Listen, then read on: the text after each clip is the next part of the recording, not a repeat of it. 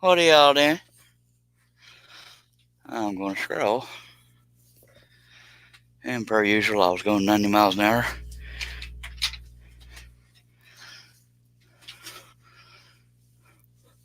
Going to let a few folks trickle in and then we'll get going. And per the usual, my live stream just suddenly ended last night. I look over and it's gone. Sadly, I'm getting used to it, but I don't think it's the platform. I'm pretty confident it's my stupid laptop.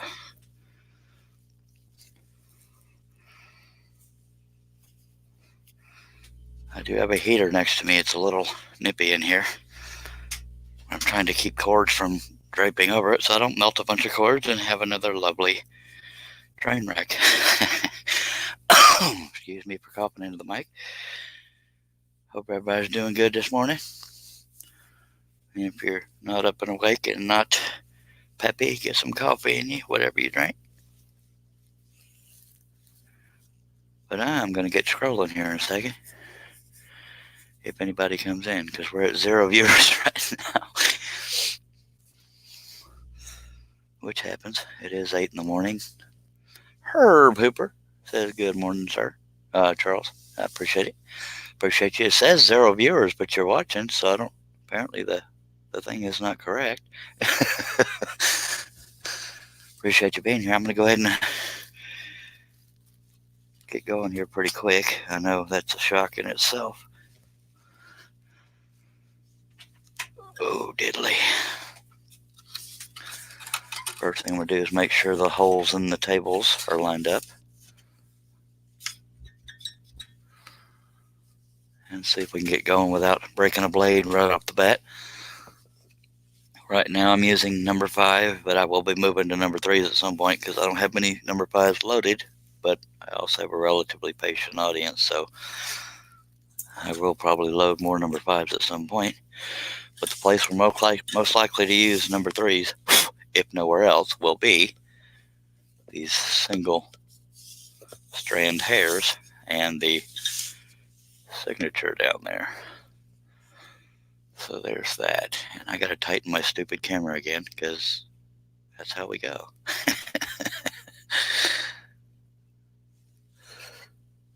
All right. Y'all bear with me while I tighten up the camera crane so it doesn't swing all over the place. Alrighty then. Herb Cooper says, yeah, YouTube running a little slow this morning for some reason. Yeah, I hear you. Maybe none of us are awake. Of course, it's 6 hours later in the UK, which is a little later in the day. 2 in the afternoon, I believe. Okay. Yeah, I was going to schedule this live stream for 9 a.m. and get some stuff done, but this is more fun than adulting, so there's that. All right, so I'm trying to get comfortable here because my lovely stool will not stay up. Yes, I'm griping, dagnabbit.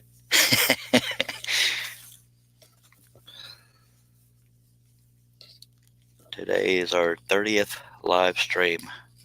I wish it had been 30 days in a row, but there were a couple of days in there where I missed a live stream. But since December 11th, this is 30th live stream, by God. December 11th of 2019, of course. And this is the pattern we're working on. Trying to get it in the screen, but not block too much. But the saw itself is blocking some stuff. I'm not entirely sure I'm awake right now, so y'all bear with me. Now, whenever I'm able to do a live stream this early, that usually means there will be a second one in the evening or nighttime, especially because it's a Friday. That makes it more exciting and more accessible. But we're going to see how many subscribers we can lose today. We got 6 people watching. If y'all have any comments or questions, y'all let me know. By the way, this pattern is available for sale on woodenvisions.com/shop/warrior. I'm going to write that down on the back of this so I don't have to keep spelling it out and saying it.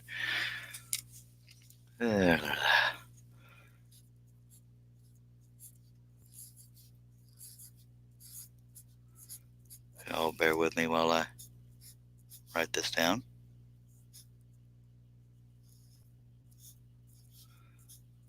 I'll catch up on the comments or questions here shortly.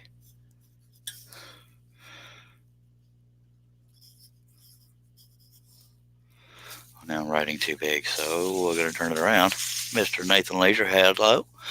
This is the next pattern I'm ordering. Was just showing my wife last night. Sweet. Now I'm writing on the back of this pattern, so it's going to bleed through, so I should probably find somewhere else to write. Never mind, I'll just keep saying it because that's being organized. Alrighty then. See, it doesn't bleed through the top of it. Dag blab it. Alright, so there's our pattern. We're going to get going on it.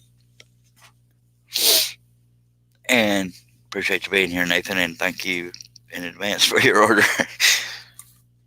Alright. For those that are new to these live feeds, I will occasionally stretch my back because I'm aging like that. And I'll also take a drink of Dr. Pepper every now and then. So I do apologize for those that want to see me scroll nonstop. That's just not going to happen. But every now and then we have a dang good time in here.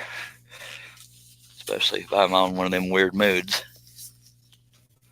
which happens occasionally. Now, the reason why you see some of these X's in here is because I originally had it double stacked, and that tells the viewers and me where the brads are that are holding the stack together, so I can cut those last.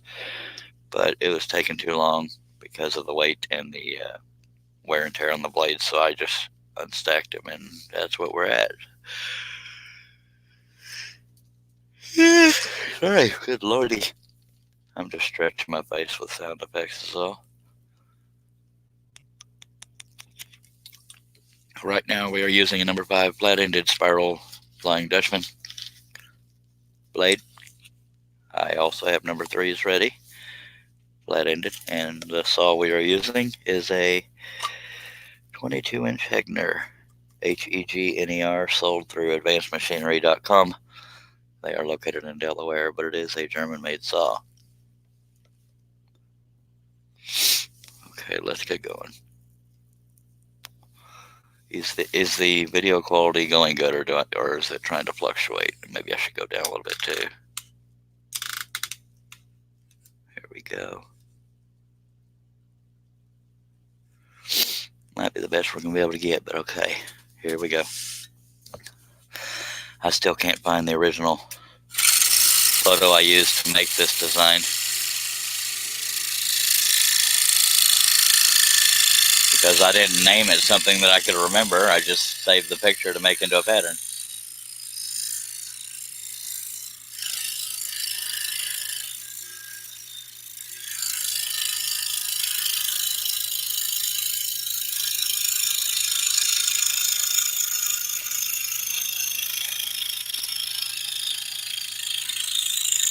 That might be a record for the quickest I've ever stopped babbling and started scrolling.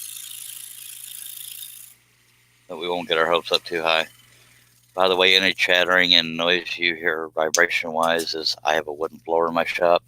Good morning, Mr. Tim Carp. Yeah, I have a wooden floor in my shop, so that vibrates. And I have a Lexan table on top of my scroll saw table, and yeah, so there's that. So if you hear any chatter, it's not the saw being crappy, it's everything else around it. Sorry, I have a weird itch on my ear, and some things just take priority.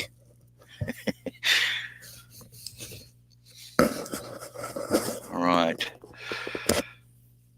we're going to get back on it.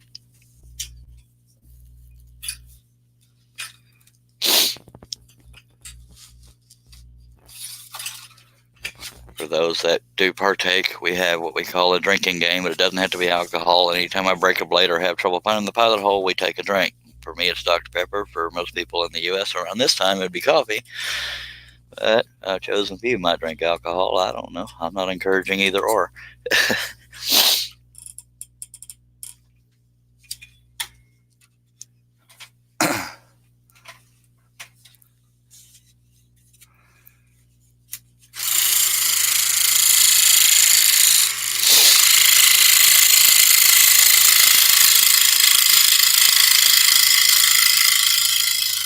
But if anybody has any comments or questions, don't be shy. It's okay to be a beginner.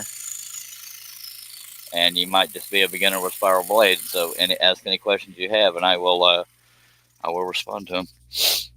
And you don't even have to be on topic with questions and comments. Just, you're welcome to ask and comment anything. If it's family friendly, I'll repeat it out loud. But since I'm the only one on the panel here, I have to stop to read them. So I hope you all understand that, why I'm not scrolling nonstop.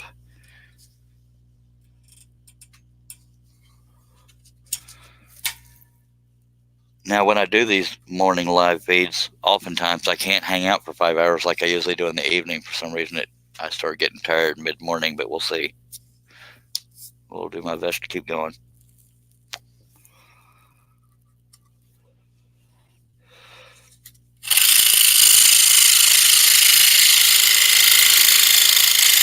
So if y'all saw me yesterday trying to cut this double stack, sometimes that goes easy and sometimes it doesn't, but because of me being stubborn and having a large piece like this, when I had it double stacked, it took me forever just to cut around the eye, and I broke a blade doing that. It's like, I'm not going to wrestle with that all day, so we unstacked them.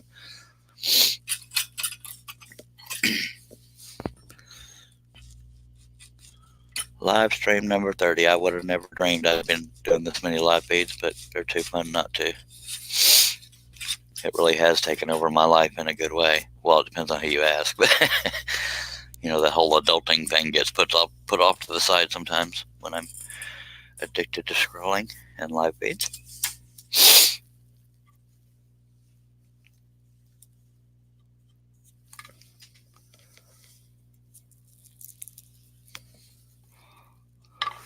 Some people like to watch it and not comment. Yeah, commenting is not required, but I won't know you're there unless you comment.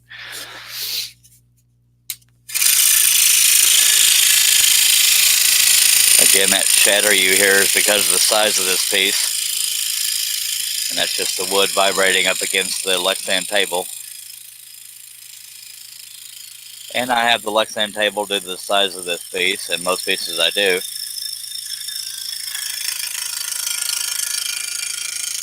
Because the table on this particular saw is a neighborhood of 9x14 or 9x17, I don't remember, but I need much larger surface when I scroll. There's a good saw, so I just slapped a little table over it, by golly. And sorry I missed your comment earlier. Herb Hooper says that's really awesome pattern there. Thank you, sir. woodenvisions.com/shop/warrior is where you can get this pattern if you're so inclined. And part of the reason I'm babbling, besides it being my usual forte, is that I'm trying to keep myself awake.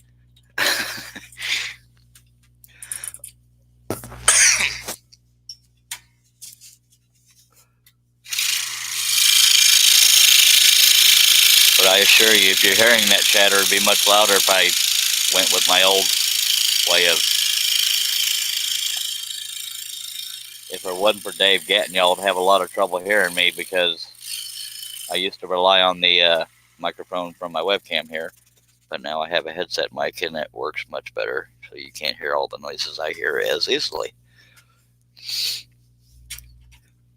Well, unless you consider my voice noise, but you know, you're stuck with that unless you mute it.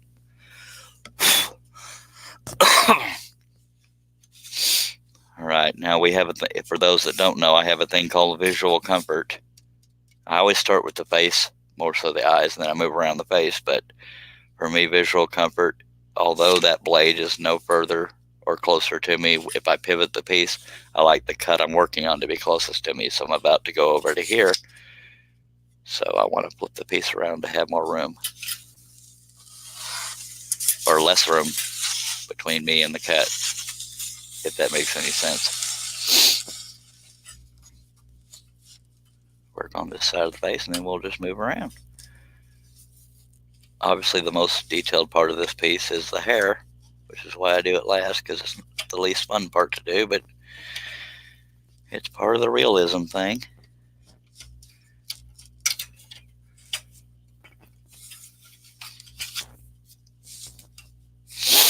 And And I never mind repeating answers to things I've stated earlier, because not everybody's here from the beginning to the end. So I will repeat myself a lot for anytime there's a new viewer, or there could be. Number 5, flat ended spiral, and number 3, flat ended spirals. Flying Dutchman is what I use. And the saw is a 22-inch Hegner. And for those that care, this piece is 27 5/8 by 19 inches. And if I thought anything was going to break, I would have my hand closer to the blade, but it's vibrating, but it's not going to break. And if it did break, I'd probably be more upset than y'all would be. I've never destroyed a piece while working on it, but I have destroyed a piece trying to sand it.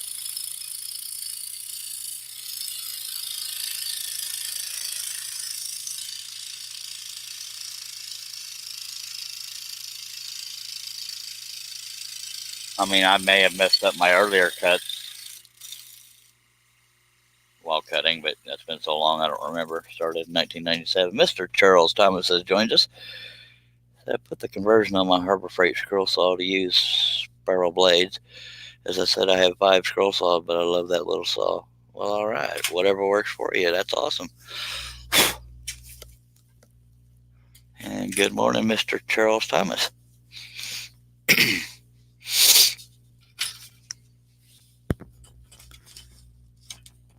I've had a lot of saws in my days. I don't know.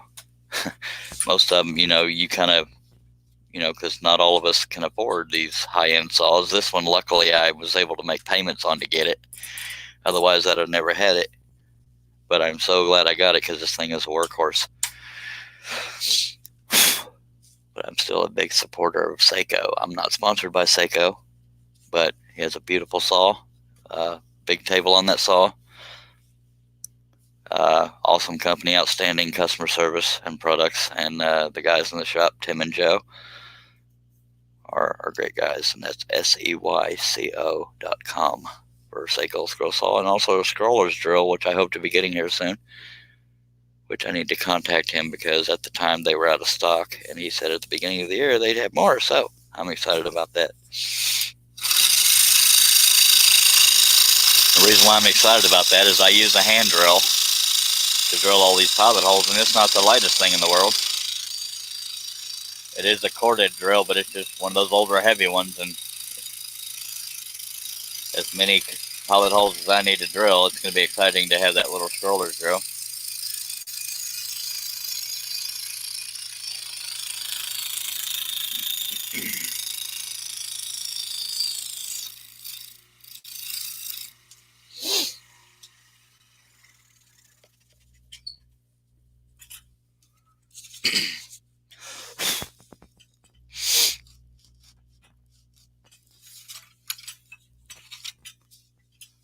I do have one sponsor I keep neglecting to mention. That's Makers Media Network.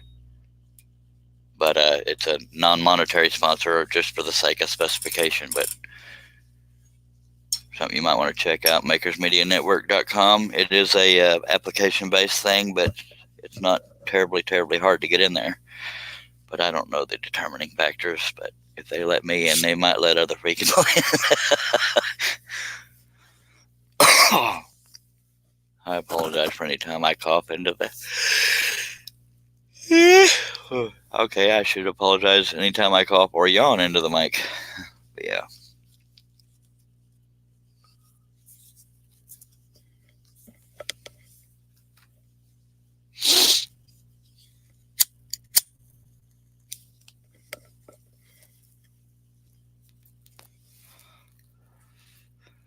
It really is weird. I mean, those regulars that are here probably know this, but literally from the time my eyes open in the morning or night, whatever time it is, I'm looking forward to doing another live stream. It really has taken over my life.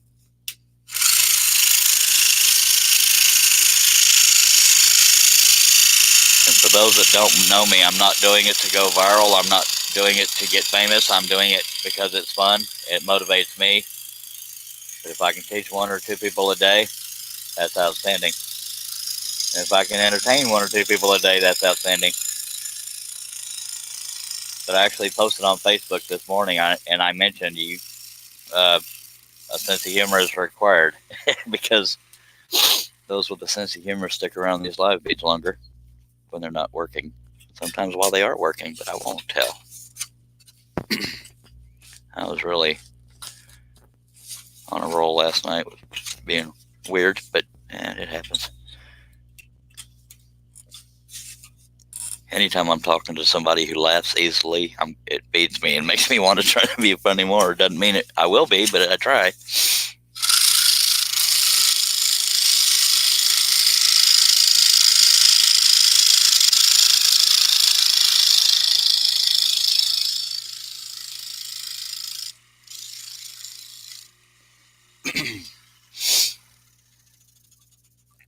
Now, the next project we're going to work on when this one is done is a Statue of Liberty in front of the United States flag. Now, I get that there's people out there that not every viewer is going to be an American or patriotic, so I may lose subscribers on that too, but it was voted on second after this one, so we'll be doing that. Tim Carp says, sounds like you need more Dr. Pepper. Yes, sir, I always need more Dr. Pepper. Tim, one of the things I mentioned on Facebook about these live feeds, occasional pattern giveaways, and Tim Carp was the latest winner of that. Well, no, he was the latest one that took advantage of winning. Russ Meadows was the latest winner, but he hadn't selected any patterns yet. Yes, I'm talking 90 miles an hour because I'm trying to keep myself awake. I'm not as energetic as I sound, trust me on this.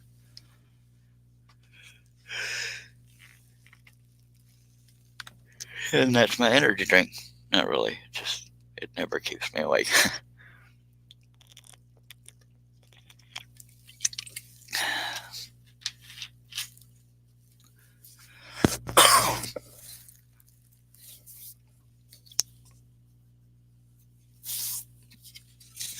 And for those that are keeping up, I finally got my biopsy for my eye scheduled. It'll be Friday of next week at 9:30 in the morning. And it's an hour and a half away, so that's going to be an early rise.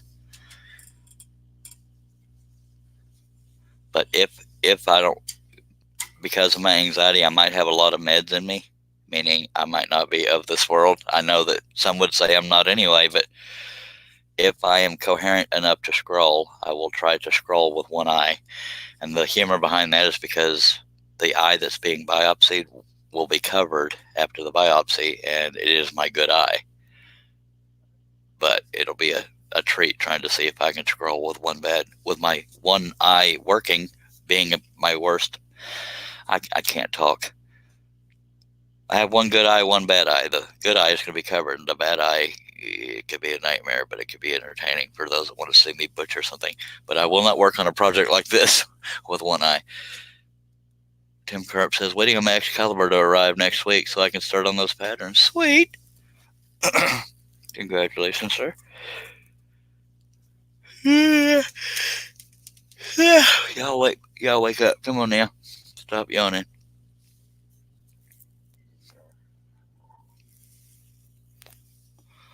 Well, Herb Hooper, you tend to be at every one of these live streams. When do you get sleep?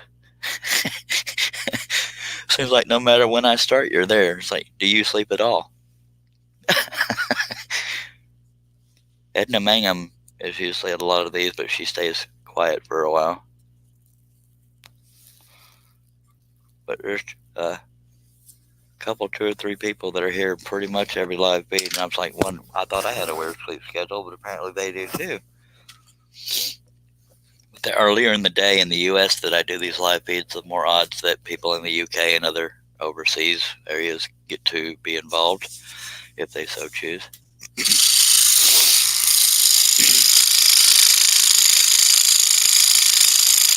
But if I don't do a one-eyed live stream, it will be because of the anxiety medications I take. It can knock me on my butt for up to 2 days. So I don't want to guarantee a live stream that day, but I will try. And if I do, I don't know how long of a live stream it'll be because there's only so much I can do with one eye. I'm kind of anxious to see how badly I do with one eye too.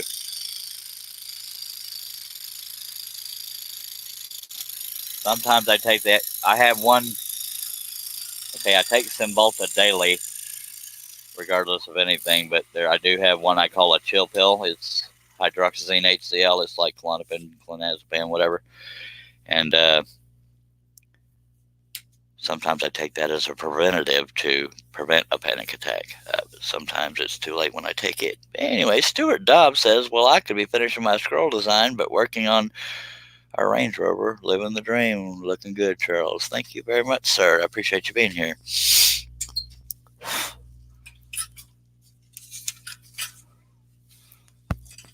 There are actually times that I wake up real early and don't do a live stream because I know the odds of people being able to watch at those weird hours are not always there. But yeah, I think I woke up at 5 something my time, AM. But I like to at least get, not that I'm biased to the U.S. viewers, but since I am in the U.S., I at least want to wait till people are generally waking up, somewhere in 7, 8, 9 a.m. But every now and then I'll do a late night one, like 2 or 3 in the morning, because I'm weird like that. Herb Hooper says, yeah, if I sleep a couple hours, I'm up for a long time. Yeah. For me, sometimes it's strange when I wake up in the morning and that whole active brain thing makes me get out of bed, but sometimes 2 or 3 hours later, I crash hard. So I'll go nap, and then I'll be able to do a long live stream after that. My record, for anybody that does not know, on these live streams is 10 and a half hours.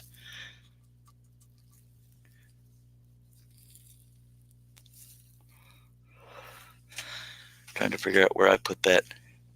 Yeah, I'll show y'all what the next live stream or next project will be as soon as this Native American is done. These were voted on, and it's just out of my reach. There it is. After this Native American is done, this is what we'll be working on. People voted on that, so now little changes I'm going to make. I can already tell you, probably making these lines right here wider so it's more stable. Because yes, even I wonder what the heck I was thinking on some of these small details, but that will be our next project. So let me keep that nearby because that's probably not the only time I'll mention it. All right.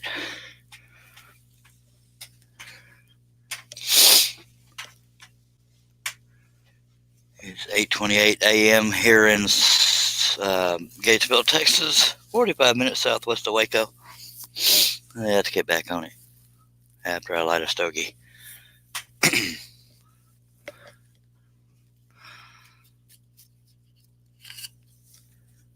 I may go slightly higher with the camera, but y'all let me know if it does that fluctuating thing. It likes to pulsate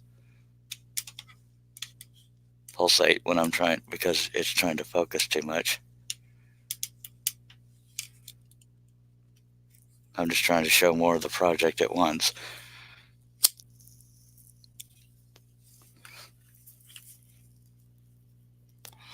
And I appreciate those that take time out of their day or night to watch these things. Makes it a little more worth it.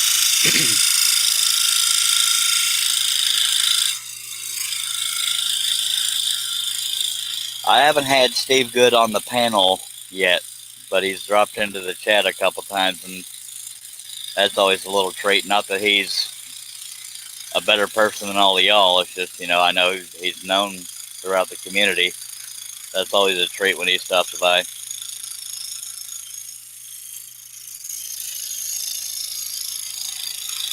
Well, it's a treat when any of y'all stop by. I get that even if you love scroll sawing, or even if you're highly interested in seeing what I do, I get that it can be like watching paint dry. So I don't expect, of course, I don't expect anybody to stay for the whole live stream. So, blowing in and out, I get, and that's just breaking a blade. So whatever you're drinking, take a drink.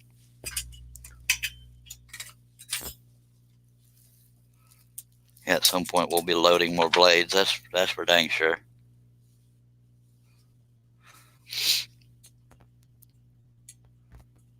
Someday I need to get some more clamps. I always like to have a bunch standing by, so there's less downtime.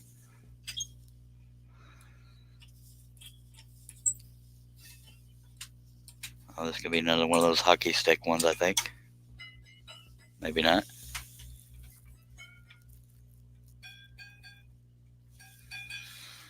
All right. And for those that are new to scrolling, this is the sound you want to hear for the tension. Hopefully y'all could hear that. I have a mouth mic, so I had to get it pretty close there. I'm very close to my work. And the roosters are at it. Which y'all probably can't hear that unless I were to open the window. It's a little too nippy to open the window right now.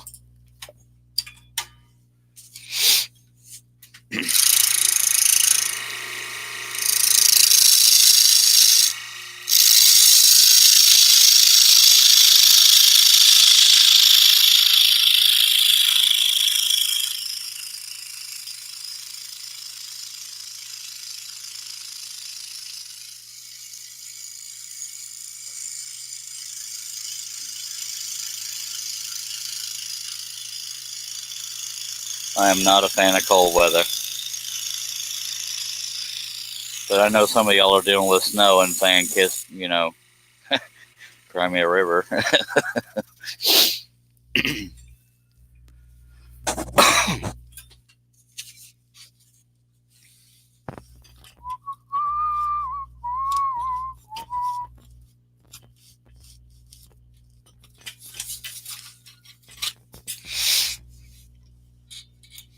I still got some bills I need to go pay today, so at some point I need to actually get out of the house.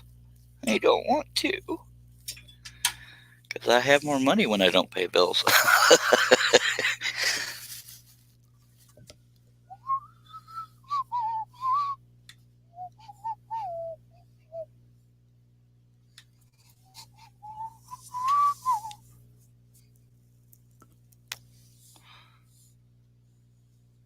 Well, YouTube didn't waste any time. They've already said that my video may not be suitable for advertisers, so I'm already having to request a review. They don't usually do it that quick. Wow. I'm glad I looked. I do that every now and then because on live streams, YouTube loves to hold them for review. And if you're trying to make any kind of income on YouTube, that kind of sucks when they do that, because while they're holding it for review, it screws up trying to make any money off of this stuff. It's not why I do it, but every little bit it helps. Well, I'm glad I saw that. Wow, they didn't waste any time. Usually it takes much longer into the feed before they do that, but okay. Mr. Mark Lindsay, by the way, Trampled Underfoot podcast, him and Eloy Escojedo do that. So y'all check that out. What's all the noise over here? Some of us trying to sleep, Yeah, I might be asleep myself. Appreciate you being here, Mr. Mark Lindsay. And Mark, if you want to give details about the podcast with Eloy Escojedo, feel free to do so in the chat. It's called Trampled Underfoot. And Mark, if you are so inclined, if you would like to be on the panel, you're welcome. I mean, no pressure whatsoever. I'm just saying, if you wanted to be, you can. But I know it is early. But it is mainly an audio only thing, even though when you first come in, people can meet you and hear about you. But for those that want to see the scrolling, I would have to, keep the camera on this at some point. Thanks for the shout out, Charles. Eloy and I have fun with the podcast. I bet you do. And I'm ashamed to admit I don't get to catch it because my life is so hectic and I'm a terrible friend. But I do know about it, and I support everybody that has their little ventures going on. Again, it's called Trampled Underfoot with Mark Lindsay and Eloy Escojedo, which is also Rockin' Woodworks. And Mark Lindsay on YouTube is Mark Lindsay CNC. That's Lindsay.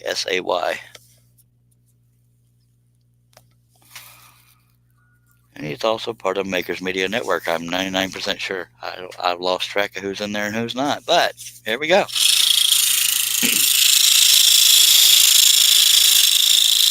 Both good fellers.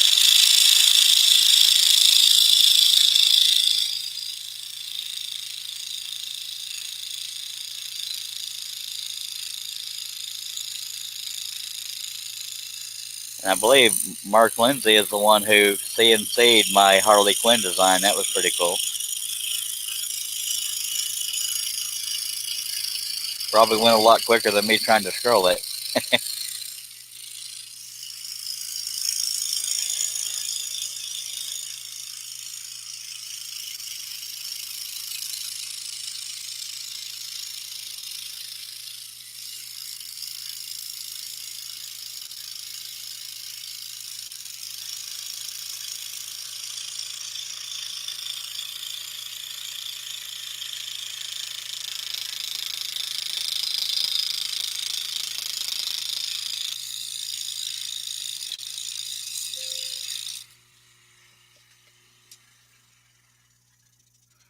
All right. Mark Lindsay is asking for a link, so let me get that and send it to him. Control C. Chuck Turner, good morning, sir. Appreciate you being here, sir. Bear with me. I'm going to handle Mark Lindsay the link, and y'all will get to meet him briefly. There you go, Mr. Mark. And we are back to the StreamYard. We will have Mark Lindsay here. He could talk about what he's doing and the Trampled Underfoot podcast with Eloy Escojedo. Took me 2 days to learn how to say that last name. And good morning, Chuck. I appreciate you being here. And here is Mark Lindsay. Let me get him on in here. Add to stream. But we don't have a picture. You have a privacy shutter closed. There you go. Hey, sorry about that. Good morning, Mr. Charles. How you doing? Good morning, sir. Ladies and gentlemen, this is Mr. Mark Lindsay. You want to tell everybody where they can find you and all about the Trampled Underfoot? Who's or what's it? Well, and yes, David Jones, they always make noise. Sorry, I had an echo there. I was trying to track it down. Probably YouTube. Yeah, I had to go find it. Shut it off. Good to see you again. It's been a while. Yeah, it's been too long. I tell you what, I am busier than a set of jumper cables at a redneck picnic. I'll tell you what. I relate to that remark, by God. Well, yeah, same here, which is why I use it so freely and openly. I figure I can talk about myself. What is the premise of y'all's podcast? Is it just any topic you dream up? The Trampled Underfoot podcast, the whole premise behind it is we're two guys who share a couple of common interests, well, several common interests as it turns out, but he's about a generation younger than me. Oh. And he was born and raised in Miami, Florida. I was born and raised out here on the West Coast, bouncing back and forth between Southern Oregon and Northern California. And we just have that different perspective on life. And we just talk about everything. Life, and that's awesome because you do have two perspectives and two generations. Yeah. I mean, that's a neat premise to go off of. It's a lot of fun. We talk about anything and everything. I mean, we may be talking about, we spend a lot of time talking about music. I mean, he's a musician. He plays guitar, he plays bass, he plays drums, piano. And I'm just a music lover. The only thing I can play is a stereo. I love music too. It really is the foundation of my life. I'm passionate about music. But go ahead. Yeah. And we both love everything from country to old time rock and roll, Chubby Checker and Metallica. And he's hot into the metal. I'm more of a blues guy. I hate blues. Go ahead. And old Motown and things like that. Beatles, Beach Boys, the classic Chuck Berry, and groups of the 60s, 70s. So we spend a lot of time talking about music. That's awesome. But we're both big time into history as well, and just nostalgia, and the just whatever. We never script any of our podcasts. Yeah, script is boring, and I applaud y'all for that. Yeah. I think I know I already said it, but I think sorry for interrupting. No, you're fine. I like the premise of two different generations, two different outlooks, two different perspectives.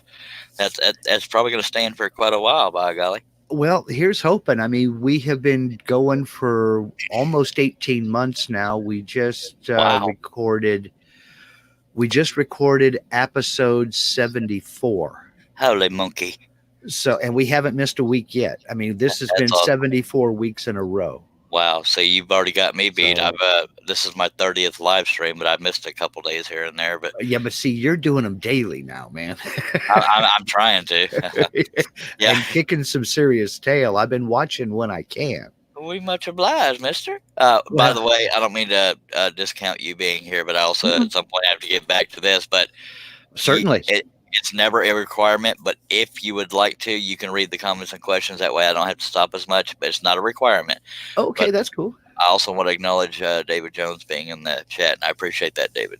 Mr. He David. said Charles needs to bring his show back. Well, people tell me that, but believe it or not, I stopped it because I couldn't think of, because it was a Scroll Saw specific show at first, and that's just limited, at least in my little brain by myself. And then I did the Makers mashup, and that was, different kind of makers. But, after a while, you run out of folks, and I'm just terrible at coming up with topics.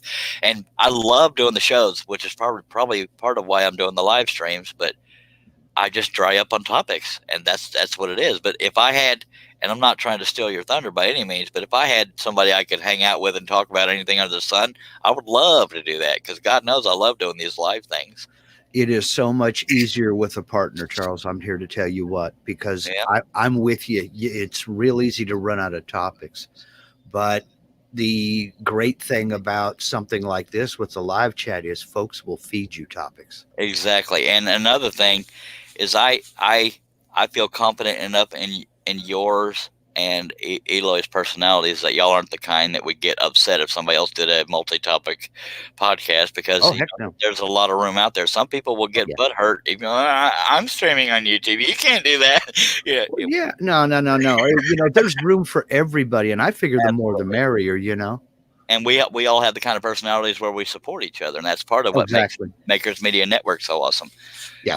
That is the truth. I mean, it's everybody has a personality. Everybody has their own likes and dislikes, and we know we're not going to appeal to everybody. There are some folks who's just not going to like us, and that's fine.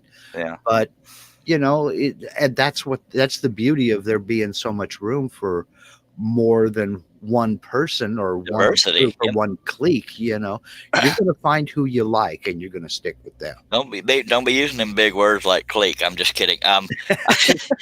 Now, one thing, if nothing else, I get all kinds of out of control on these live feeds of me scrolling, because God, I try way too hard sometimes to make people laugh, and sometimes that's what keeps people coming back. You should have seen me last night. I was talking like this, and that was around the time David Jones came in and said, "What in the Sam hell's going on here?" I adore the heck out of David Jones as well. I haven't got to talking to him in forever besides these live feeds. But, David's good people. He's good sir, people. He's a big old burly man, but he's a teddy bear. He may not want to be known as a teddy bear, but he'll break your neck in half if he needs to. But I'll do it too, and I'm a skinny son of a ding ding. Anyway, well, one thing about David is he'll either get over it real quick or he'll find your address. So I would love to get to meet David. I may have met him when I was drugged up with anxiety meds in 2017, but I don't remember it, because I met Mike too, and I don't remember meeting him. It's sad. I was so drugged up. In Atlanta 2017. Well, that's where you and I met, was Atlanta 2017, but I didn't know anybody. I knew you. I knew Dave Gatton, and I knew, Zach Manring and a few other people. And of course I knew the bigs who showed up for the event, but I never met Sterling. I never met, there was a number of people I didn't meet. I couldn't get over how tall you were. Well, I couldn't get over how tall you were. I'm 5'7". I know. I threw a little dig in there. Yeah, Sterling Davis and Steve Good are both much taller than most people think. You and David Gunn were the only shock when it came to being shorter, and that's not a dig. It just surprised me. No, that's fine. See, I figure I'm not a descendant of one of the big cave people that got eaten by the dinosaurs. I'm a descendant of one of the itty bitty quick ones that made it back to the cave, you know? Knowing me, I'm probably a descendant of a dinosaur, one of those little chicken-looking ones. Portal Woodwork says, I don't like anyone. Yes, he does. He just won't admit to it. But we love you, Dave. And forgive me, Mark, I'm going to jump back into this because maybe one or two people might want to see this here. But again, it's not a requirement. But if you want to read the comments and questions, it keeps me from stopping more often. By God, we appreciate you being here. And if I do a 10.5-hour live stream, you going to be here the whole time? I didn't think so. Well, I don't know if I can hang out that long, but I might throw a dig at you every once in a while. So our friendship is being tested. I'm kidding. No, not at all. Not at all. It's just that I've been married for 31 years and I'd like to make it to 32. I hear you. Some marriages last longer by spending that much time apart, but that's just us. Yeah, well, yeah, you have a point there. See, now David Jones has already bossed me around saying we'll get busy. I love that feller. Mm-hmm. David, are you even remotely being on the panel, interested in being on the panel? I mean, I'll get to work while I'm doing it so you won't beat me up, but I would love for people to get to meet you. And Mark, I assume you're friends with David on Facebook. Okay, if you are, if he says yes, feel free to throw him the link. And then I'll have to know when he's waiting to get in, and I'll let him in. But other than that, all right, I need to get busy, even though David wants me to keep talking. All right. Well, you mean you can't talk and scroll at the same time? I can. I just, when I bring people in like this, I want to give them a chance. Yeah. I was going back to my old hosting and interviewing days, I guess. Well, that's fine. I always had fun doing those shows. The only reason I stopped is, I mean, there's worse problems to have than having trouble thinking of topics, but it made me feel unorganized, so that's why I stopped doing the shows. But I always had fun doing them. And you're welcome to keep talking. You don't have to be quiet while I scroll. Okay. No, I just sending the link to David if he wants to jump in. So, Chuck Turner said he had his 10th anniversary yesterday. Well, outstanding. Congratulations. Congratulations, sir. He's one of our younger viewers. All right. I'm being sarcastic. Actually, I think Charles Thomas is the oldest viewer I have, but that's not a dig. It's exciting. We have all kinds of ranges of, as you well know in your show. Now, is y'all's a pre-recorded or live and then a edited version, or because I know that's what International Podcast does. Yes. We record live on YouTube on Tuesday nights at 9:30 Eastern, 6:30 Pacific, 8:30 Central. 8:30 Central. And those mountain folks are used to having to do the conversion themselves, so you know what you got to do. I hear you. Welcome to Utah. There will be math.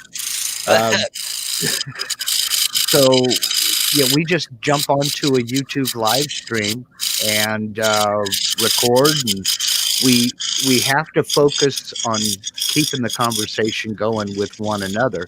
Yeah. But we do talk to the folks in the chat, and we do, feed off of them and feed off the vibe, especially if we're talking about a specific music group, for example, or a specific movie. Folks will chime in with their memories or their opinions or something like that. We encourage that. It's a lot of fun. I often find myself getting in musical conversations with Chris Cute, and it's not necessarily his forte. He used to be a DJ, and I guess that's why I always want to bring up music to him. But I love music, and I love diversity and all kinds of stuff. Mm-hmm. By the way, David Jones says, I would love to, but I have too much going on at the moment. Maybe in a little while. All right. No obligations there, sir. Just letting you know the door's open if you'd like to. Chuck Turner says, I'm a year older than you, Charles. Holy monkey, he's an old feller. I'm just kidding. I'm 49. So he's 49. Yeah. Oh my gosh, I got close 49. No, I don't.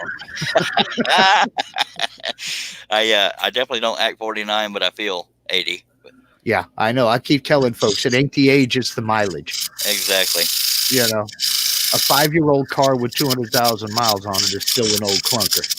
Yeah, I have no desire to grow up though. Oh no, More fun I'm. getting good. It's like the Jimmy Buffett song. I'm growing older, but not up.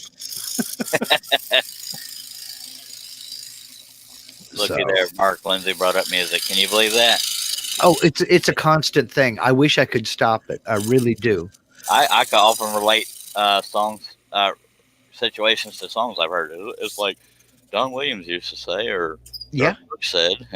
Yeah, Well, if it ain't a lyric, it's a title or something. You yeah, know. or a future song. Uh-huh. But that really is the case. I mean, we just talk about, like I said, the tagline for our show is two guys from different decades on opposite sides of the continent talking about life, the universe, and everything. Amen. By And God. that's just it. We talk about anything and everything, and we don't care. I mean, I there are often, some things we right. don't touch, but you know. Yeah, I hear you. Do either one of y'all ever write songs like lyrics? Because Eloy does. I Eloy, I have the. Go ahead. he's a musician. I'm just a pedestrian listener, like I said. Yeah, I if I make myself sit down, I can write lyrics. I don't know how to do melodies and all that crap, but one Me song I've either. always wanted to write is "I'm not walking out on you, I'm running." That's it. Folks don't know this, but every now and then I'm a little bit funny, and sometimes I want to write songs like that. But I Mhm. also have a lovey-dovey side and a dark side. Well, I think we all do. I mean, you can feel real sensitive and calm in one day and then feel real trashy the next, you know? So Absolutely. I think that's just all part of the human condition. Yeah, in high school I wrote poetry a lot, and I noticed most of it was bitter. You know, it's all about what we're going through, but it was either lovey-dovey or F the world type stuff. That's right. I mean, sentiments can run in any directions.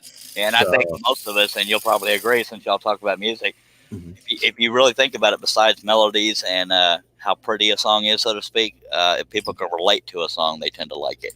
Oh yeah, big time, So I definitely. know all that, but I'm not good at getting my stuff out there, so I just do it every now and then for the heck of it. Well, John N is joined in out Yes, there. Mr. John Nave. You don't have to remember that. There won't be a pop quiz. Okay, well, good, because I got my notebook just in case. Chuck Turner says, "Have y'all ever read any of Jimmy Buffett's books?" No, I know how to read. I get bored reading. Ah, okay.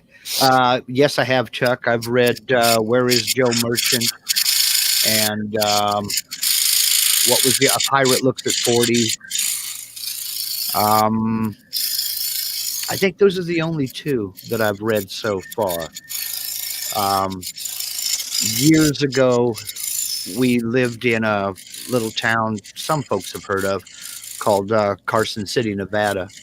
And there was there still is a company there called El Aero Aviation. And their big claim to fame was their specialty was they worked on seaplanes and As in SEA? SEA Okay. seaplanes, PBYs and Albatross and things like that. And one day I had to drive past the airfield, right past their hangar to get to work. And one day I'm driving by and I look over and I see this big Albatross seaplane sitting there on the ramp. And I just happened to glance over and looked at it the right way. And I said, that looks like the Hemisphere Dancer, which is Jimmy Buffett's seaplane. Oh, nice. And I got a little bit closer to it, and sure enough, that's what it was. It turns out that they did all the maintenance on his aircraft, all the big maintenance. That's awesome. And so I, had to stop and go over and take a look through the fence and everything. And it was actually pretty cool. He has two seaplanes, one of them called the Buccaneer, and the other one he calls the Hemisphere Dancer. And cool. he is a pilot. He's actually pretty good too. Yeah, real quickly, Florence Bullen says, I can't get to it from YouTube. Did I miss anything? It depends on what you're into as to whether or not you missed anything. I've made a few cuts, but nothing major, I don't think. And who picked the correct amount of cuts? The closest person that picked was Russ Meadows. a dear friend of all of ours. Yep. I met him in Atlanta too. Yep, that was a treat. I've gotten to see him 2 or 3 times. That's pretty cool. He's a sweet man. Yep. He's a good guy. He's a good guy. I don't always often mention sweet when I'm talking about a man, but him and Mark Christopher are two of the sweetest guys I've ever met. I mean, there's others, but I don't want to try to remember them all. You were plumb sweet yourself, Mr. Mark. Oh, I'm just some guy, you know. Me too. I guess I'm kind of the attention whore of the group. I'm always trying to be funny to get laughs and this and that. But Well, you know, sometimes Charles' life is nothing but a game of dig me, and that's okay. But that's a you good know, way of putting it. it's not bragging if you can really do it. So Yeah, I'm also one of these people, and David Jones gets on me for dogging myself, but I mean, I do that for comedic value, which doesn't make it right, but I also am not good at complimenting myself. Like, it'd be easy for me to say, man, I'm good at what I do, but I feel arrogant when I say that, so I always go to the opposite end of the spectrum. well, you know, there's a time and a place for everything, I figure, and a little self-deprecating is okay. But Yeah, if but I it take gets it to the overboard. point, yeah, I was fixing to say if it gets to the point to where it seems like you're constantly trashing yourself, that can get a little thin too, you know. Yeah, and I'm 100% guilty of that, but I was telling people yesterday, one reason I do that is it makes me not make other people a target. Mhm. But it doesn't make it right, but yeah, I'm guilty. Yeah. Well, God, you know, I'm good. God, I'm a great guy. See how funny that sounds? yeah. Sorry. We all just people trying to get through life, just you know, hoping to get 50,000 miles out of a set of tires. Yes, sir. Florence Fulham wants to know, can you see my messages? I am on Facebook. Yes, Miss Florence, we sure can. Yes, ma'am. You're one of the few people that comments on Facebook. YouTube usually has better video quality and more active chat, but if you look for Charles Daring on YouTube, you should be able to find it. But you have to create an account in order to be able to comment, I believe. Chuck Turner says the character of he's talking to you. I'll let y'all No, talk. that's fine. No, Miss Florence was saying she can't get to it from YouTube. I don't know if she's having a problem on her end or maybe the. She may not have an account on YouTube for commenting. Possible. That's possible. Yeah. Yeah, Chuck Turner saying the character of Tully Mars in Buffett's books is one of the more well-developed characters I've ever read about. You know, I don't know that. See, as I said, Chuck, I've only read 2 of his books, and so I don't know that character. I don't think he was in the Joe Merchant book that I read. It doesn't sound familiar. So his books are fiction? Some are fiction, some are semi-biographical, some are flat out autobiographies. Nice. But you know, I'm not. I tell you, who is a major Jimmy Buffett fan and parrot head is Chris Ahern. I'm not near as much of a fan as he is, but I do like his music. I've got just about every album he ever put out.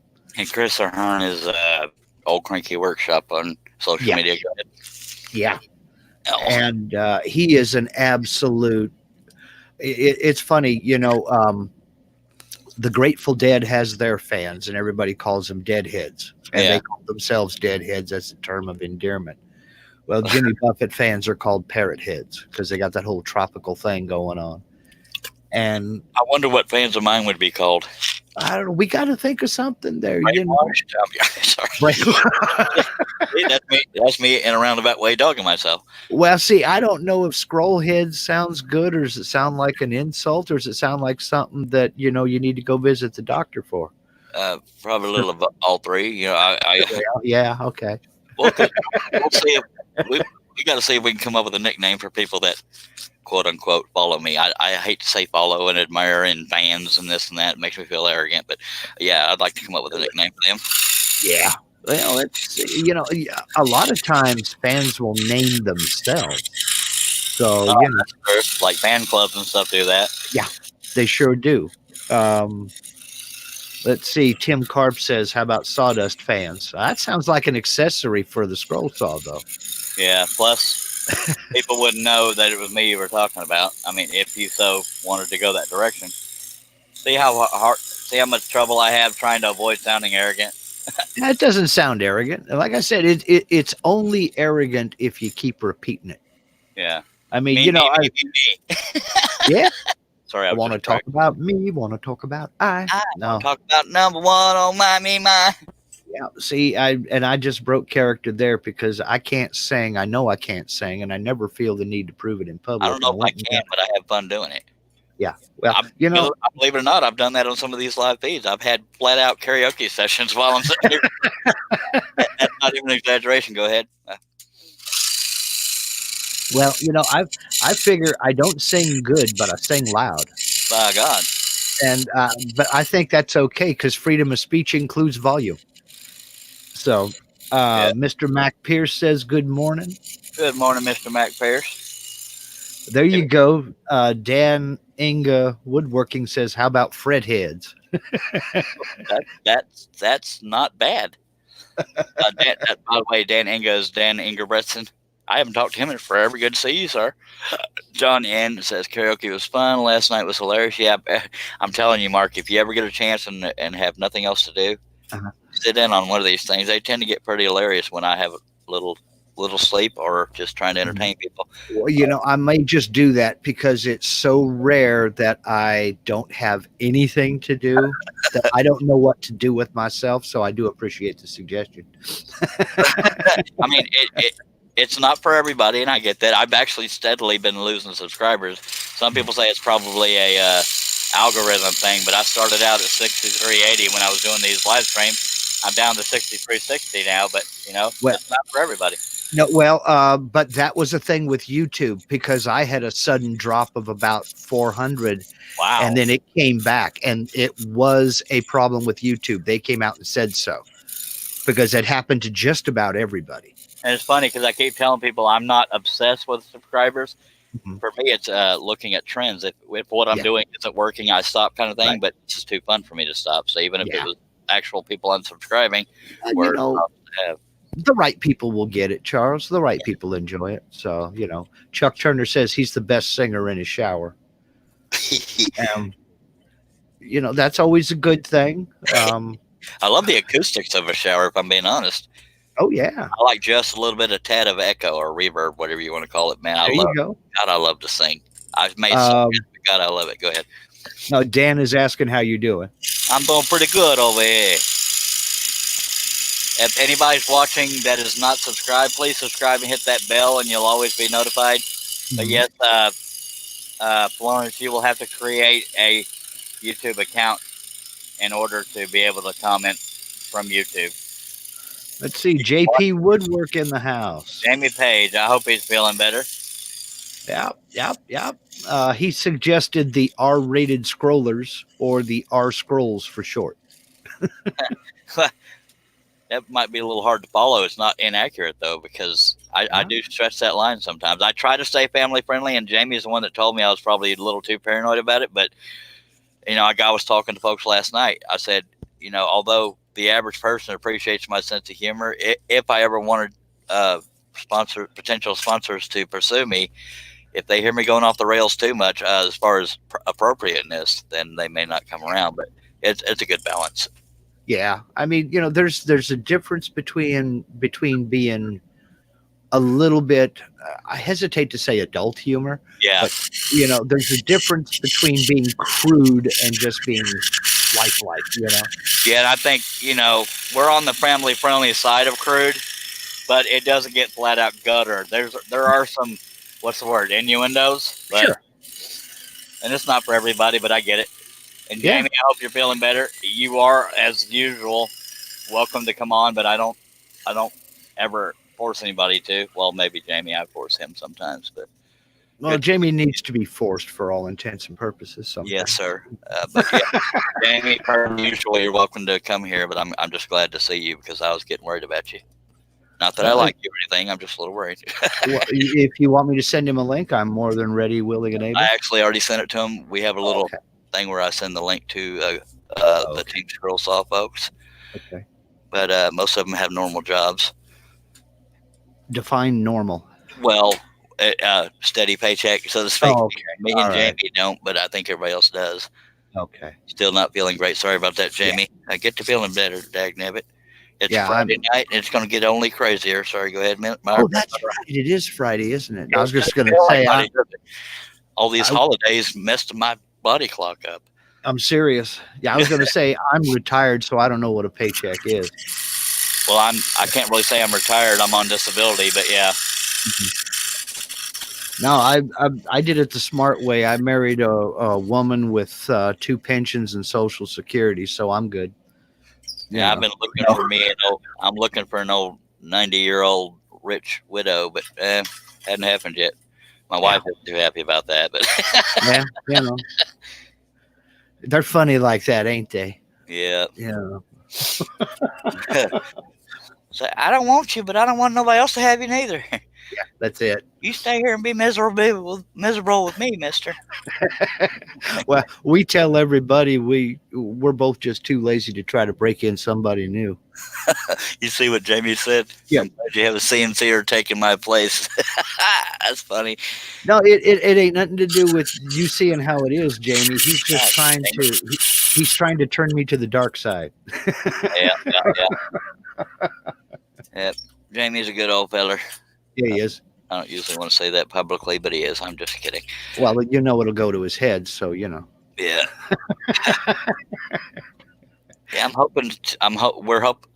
I don't know the particulars of everything, but I'm hoping Team Squirrel Saw is still going to be a big thing. We have to all get together. Sometime Saturday, we're going to get in there and discuss the particulars of it because we want to get that going, or at least I do. I know I can't speak for everybody, but yeah, I'm hoping that's still going to happen. Are y'all planning an event or something like that? We're wanting to, at least the last we discussed, for lack of a better way of putting it, the next big thing. We want to make the Scroll Saw a more well-known and relevant tool. We want to promote to beginners and seasoned veterans. Just do giveaways, appearances at events, and make it more than just a trend or a hobby. It's just. Yeah. I don't think it's recognized enough out there. I don't know. Well, and it's going to be 5 moving parts. Me, Wesley Balco, which is Scroll Saw Cafe, Jamie Page, which is JP Woodwork, Dale Kirkwood, which is Maple Tree Studios, 5x30 Workshop, which is Julian Martinez. So there's going to be 5 moving parts in 3 different time zones. Well, there's a lot of talent there too. And I think, if you guys play your cards right, I think you got some great potential there. But something that I've noticed is it's all about getting the name out there, getting your faces out there, and getting eyes on your work, because people look at the work, they see it, and they absolutely love it. Agreed. And but another thing I've been trying to promote, I say I only because I'm doing these live streams every day, is some folks that don't know us that well might think it's about us and us being the faces of it. And we may be the voices of it, but we all have a voice. And I know you know this about me and them. It's about the community. It's not necessarily about us promoting us. It's for the community and everybody involved. We're no better than they are. Well, just my personal opinion, Charles. I think that a person who doesn't toot his own horn every once in a while may have a dead battery. Okay, well, I'm start tooting. Yeah, well, I would be a little bit less concerned with that than I would be about getting it in front of as many eyes as you can. And the conversation me and Jamie had, we're both. I haven't talked to everybody to that degree, but I know me and Jamie are both excited at the potential and what we want it to be. Mm-hmm. Some might think it's about us, and to a degree, it may be because of the faces and the voices, but it's definitely not about us. And if Jamie wants to comment in the chat about that, he's welcome to. Well, it's, as I say, it's also on your presentation, because you're presenting the tool. I mean, look at where the camera's focused right now. Yeah. Folks know it's not about you. They know it's about the tool. They know it's about the process. They know it's about what you're doing. I appreciate your support, but if I'm being honest, as funny as I try to be, it might be a tad about me. Well, it's gonna be. It's your name on the channel, and it's your name on the video. But look at where the camera's pointing now. So it's okay to make it about you every once in a while. Right. I had that camera facing the wrong way the whole time. How y'all doing? Man, that live stream was going so good until he showed his dang face. Jamie, do you want to Well, talk about Team Scrolls on the chat or hold off or whatever the case may be? Sorry, Mark. Blah, blah, blah. Mark, go ahead. I was just going to say it's kind of like the Wizard of Oz. There has to be the man behind the curtain. So, it's cool. Yes, and most times I am behind the curtain. I'm trying not Yeah. to talk myself because I really got to get out of the habit. God, I'm Well- good. That's all I can come up with. Go ahead. Well, if you've ever seen any of my videos, you don't see me that often. It's usually a screen or a machine or something like that, or a piece of material. You see, I do the disembodied hand videos where you see my hands and the material and what I'm doing, whether I'm sanding or what have you. But, I just wish I had gorgeous hands. Hi, I'm Charles Deering. We're going to scroll. you can go right ahead. Says big old scab here. Yeah.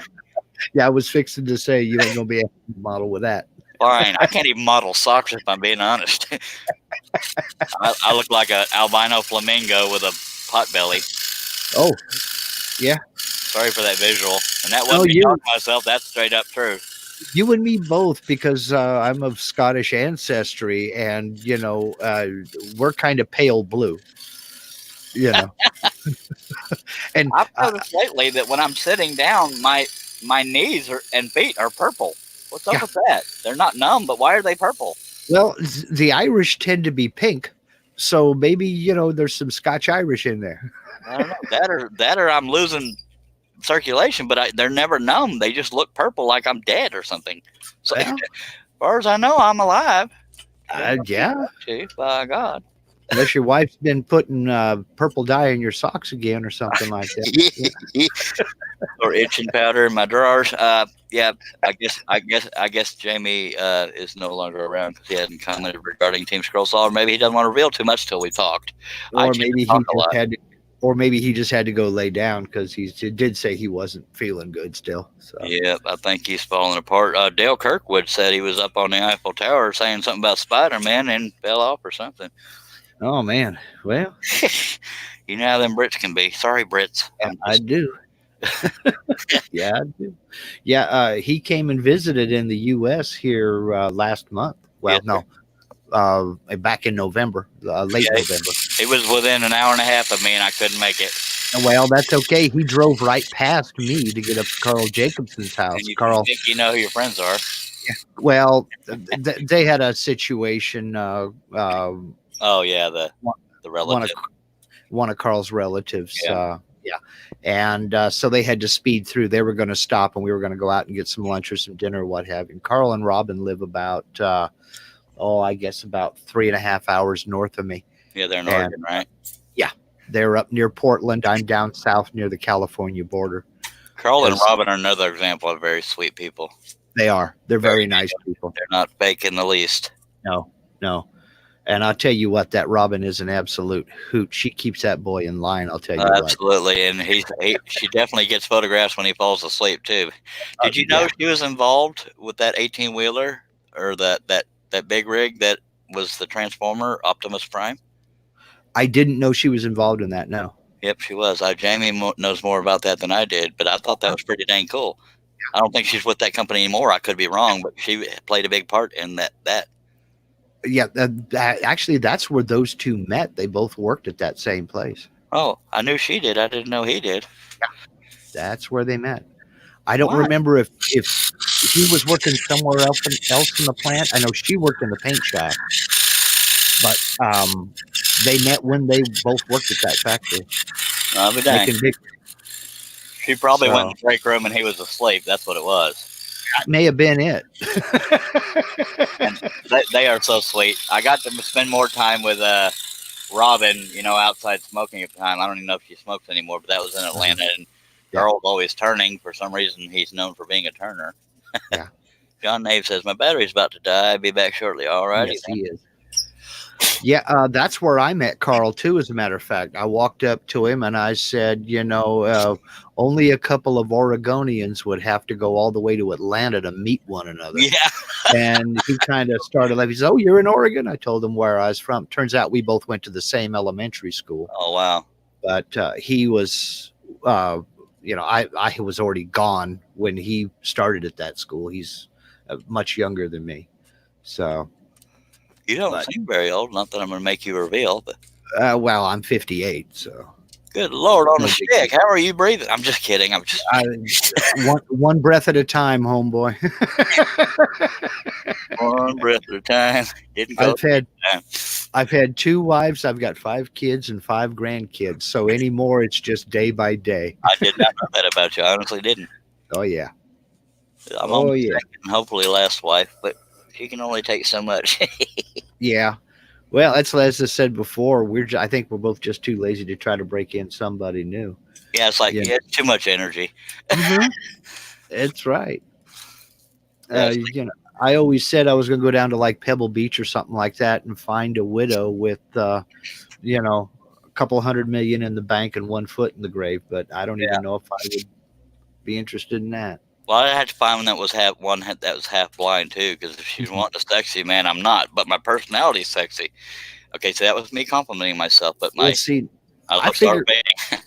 I figure by the time they get to that age, they can't afford to be all that picky. So, I think we all know that as we get older, our priorities are less and less important. Yep.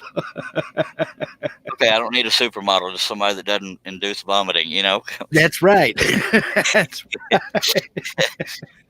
Is my picture relatively clear, or do I need to zoom in a little closer?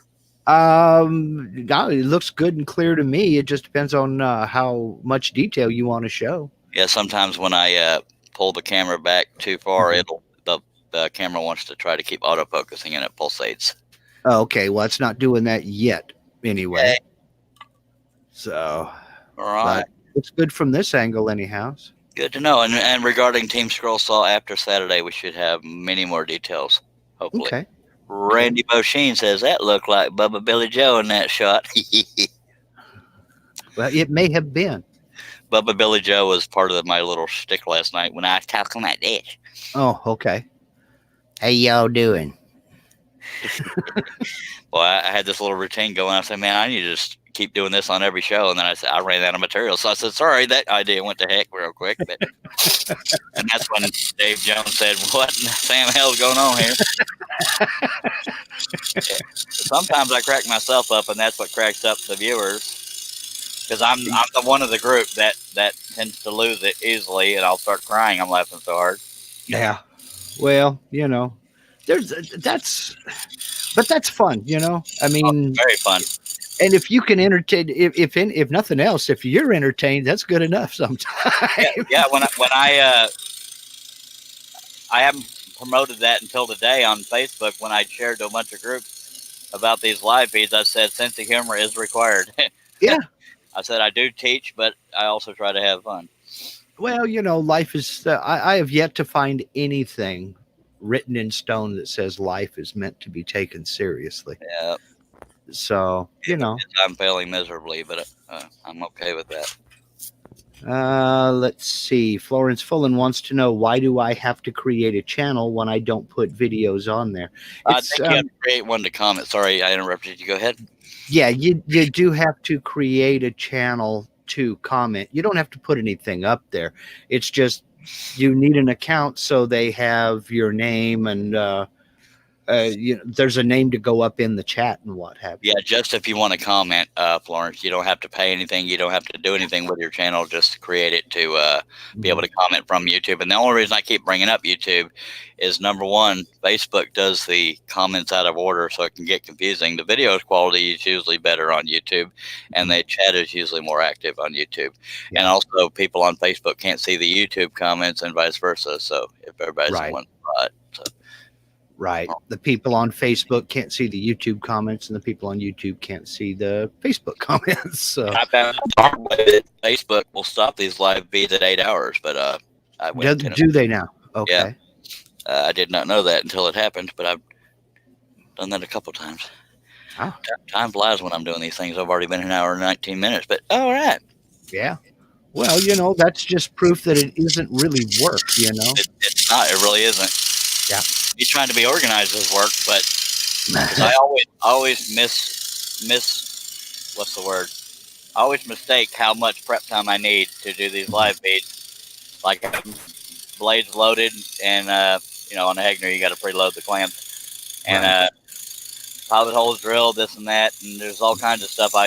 Sometimes I'll forget, and so I have to do them on the live stream. Right. Okay. Well, now, so tell me a little bit about Team Scroll Saw. Are you? Is this an effort to? You kind of mentioned a little bit about it, but is this an effort to try to attract new scrollers? It is. Yeah, that's kind of the thing is we definitely want to attract beginners, but it's not only for beginners because we can all teach each other things, and it's an appreciation for the quote unquote craft or art, whatever you call it. It's an appreciation for that. It's for all levels. It's for all inclusivity. It's for just getting the machine and what you can do with it out there more to a bigger audience on all sides of the earth. Okay. So yeah, I'm all for that, and I think that's fantastic because there are, that's one of the things about what we do, Charles, is there are new people all the time. Exactly. And you never know who's going to see it and go, oh wow, I really dig that, and I think I could probably do that. Yeah, and it's also a very age-friendly thing. It's a very safe tool, and it is. I didn't even know what a scroll saw was till I was 27. That's when I started scrolling. So you're never too old or too young to do it, unless you're missing parts. But yeah. Well, yeah, I mean, but it also has that appeal because I've had scroll saws in the past. They've never been real good ones. But I've always used them as a utilitarian tool. I've used them, to make a cut that I couldn't make any other way, like an inside cut, like you're doing right now. That's what I've used a scroll saw for. Yeah, that's when I first saw a scroll saw pattern. I said, "Now, how the heck do you cut inside there without cutting up to it, like with a bandsaw?" Exactly. There it was.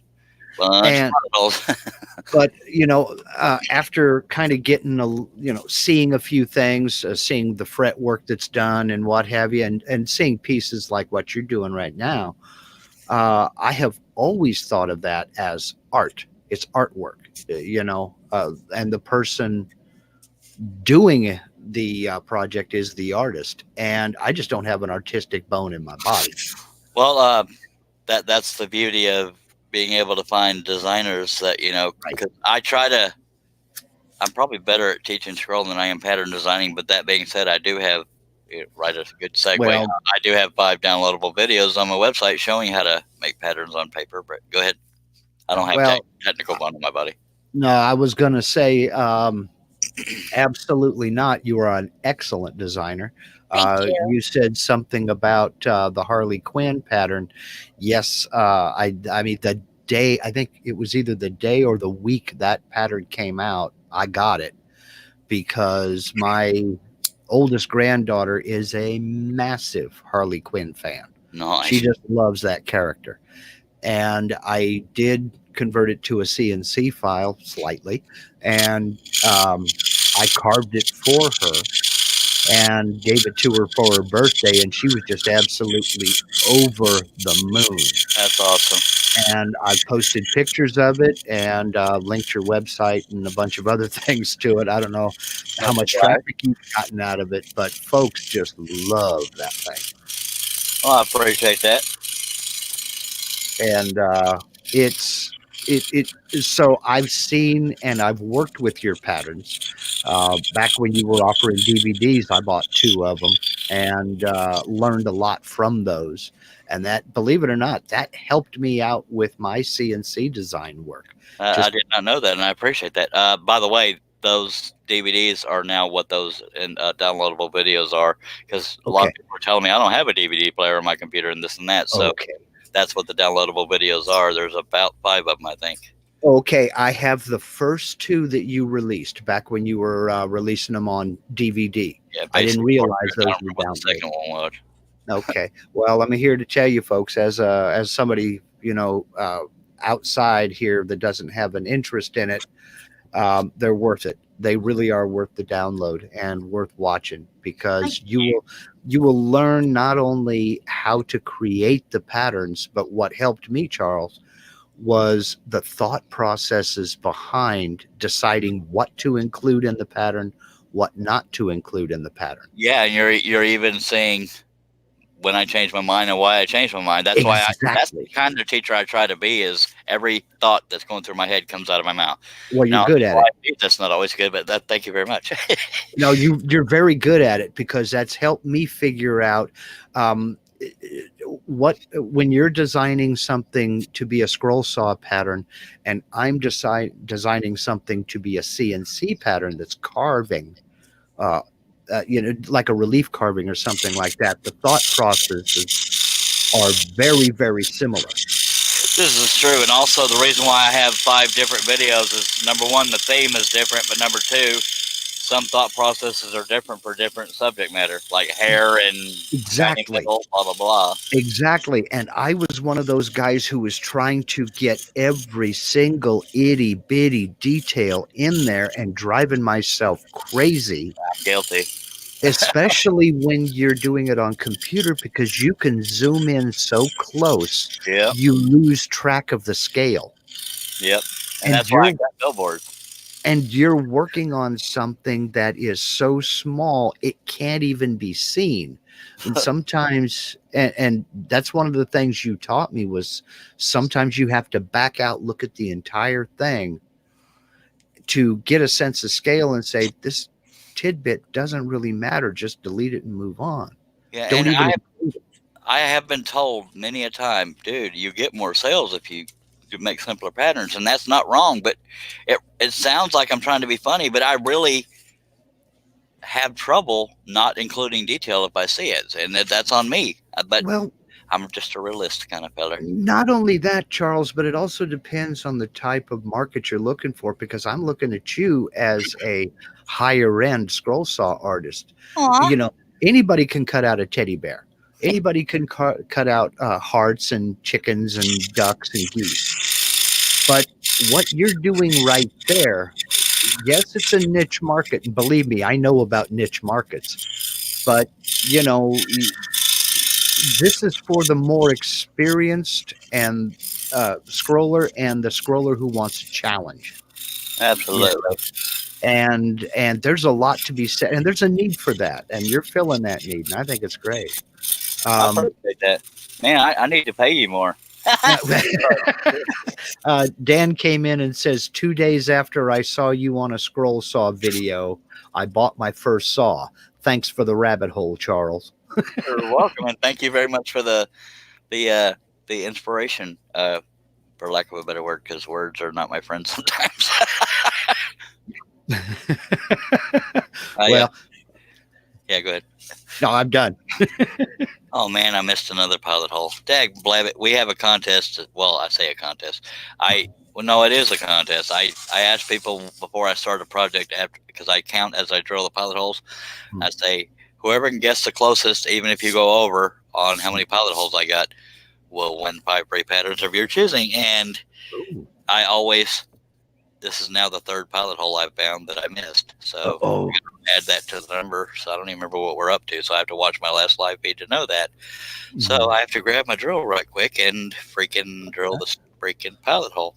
Okay, well, you're answering the question that I didn't even know I had before I even asked it. Well, I don't even know what the question is, so we're even. Well, the question is, if you come across something like you missed that pilot hole right there, do you stop and drill it now while you know where it's at, or yeah, that's what I'm doing right now. or do you just move on and wait and then come back? Sometimes and I'll move on and wait, but right now I'm going to do it because this piece is so detailed. I don't want to forget where it is. I'm already in that area cutting.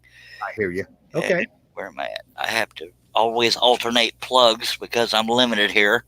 Yeah. Oh, I needed to stand up and stretch anyway, so that's a good excuse. Well, hey, any excuse that works is a good one. Yeah, I'm over here dancing now. Can't anybody see me? I'm kidding. Yeah. I pulled something. Oh, ow, ow. I'm just kidding. It's your story. You tell it how you want to. That's my story, and I'm sticking to it. Now I got to remember where that pilot hole. Oh, there it is. Well, I do it off the edge of the table to. Yeah. Yeah. So otherwise, your table would be full of holes. Yeah, sure. And my first scroll saw was like that. It had a cast aluminum table. I thought it was something that would stop the pilot. It would stop the drill bit when I hit it. And I found out the hard way. No. No, you know they drill steel, don't you? Yeah. Well, logic is not always my friend, but yeah, I looked down and yeah, my table was usable, but it looked like a mining. Really, dude. Wow.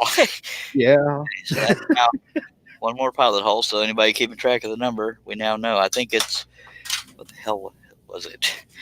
Oh, sorry, I'm bending over trying to reach plugs and stuff. God, I don't even remember what the count was.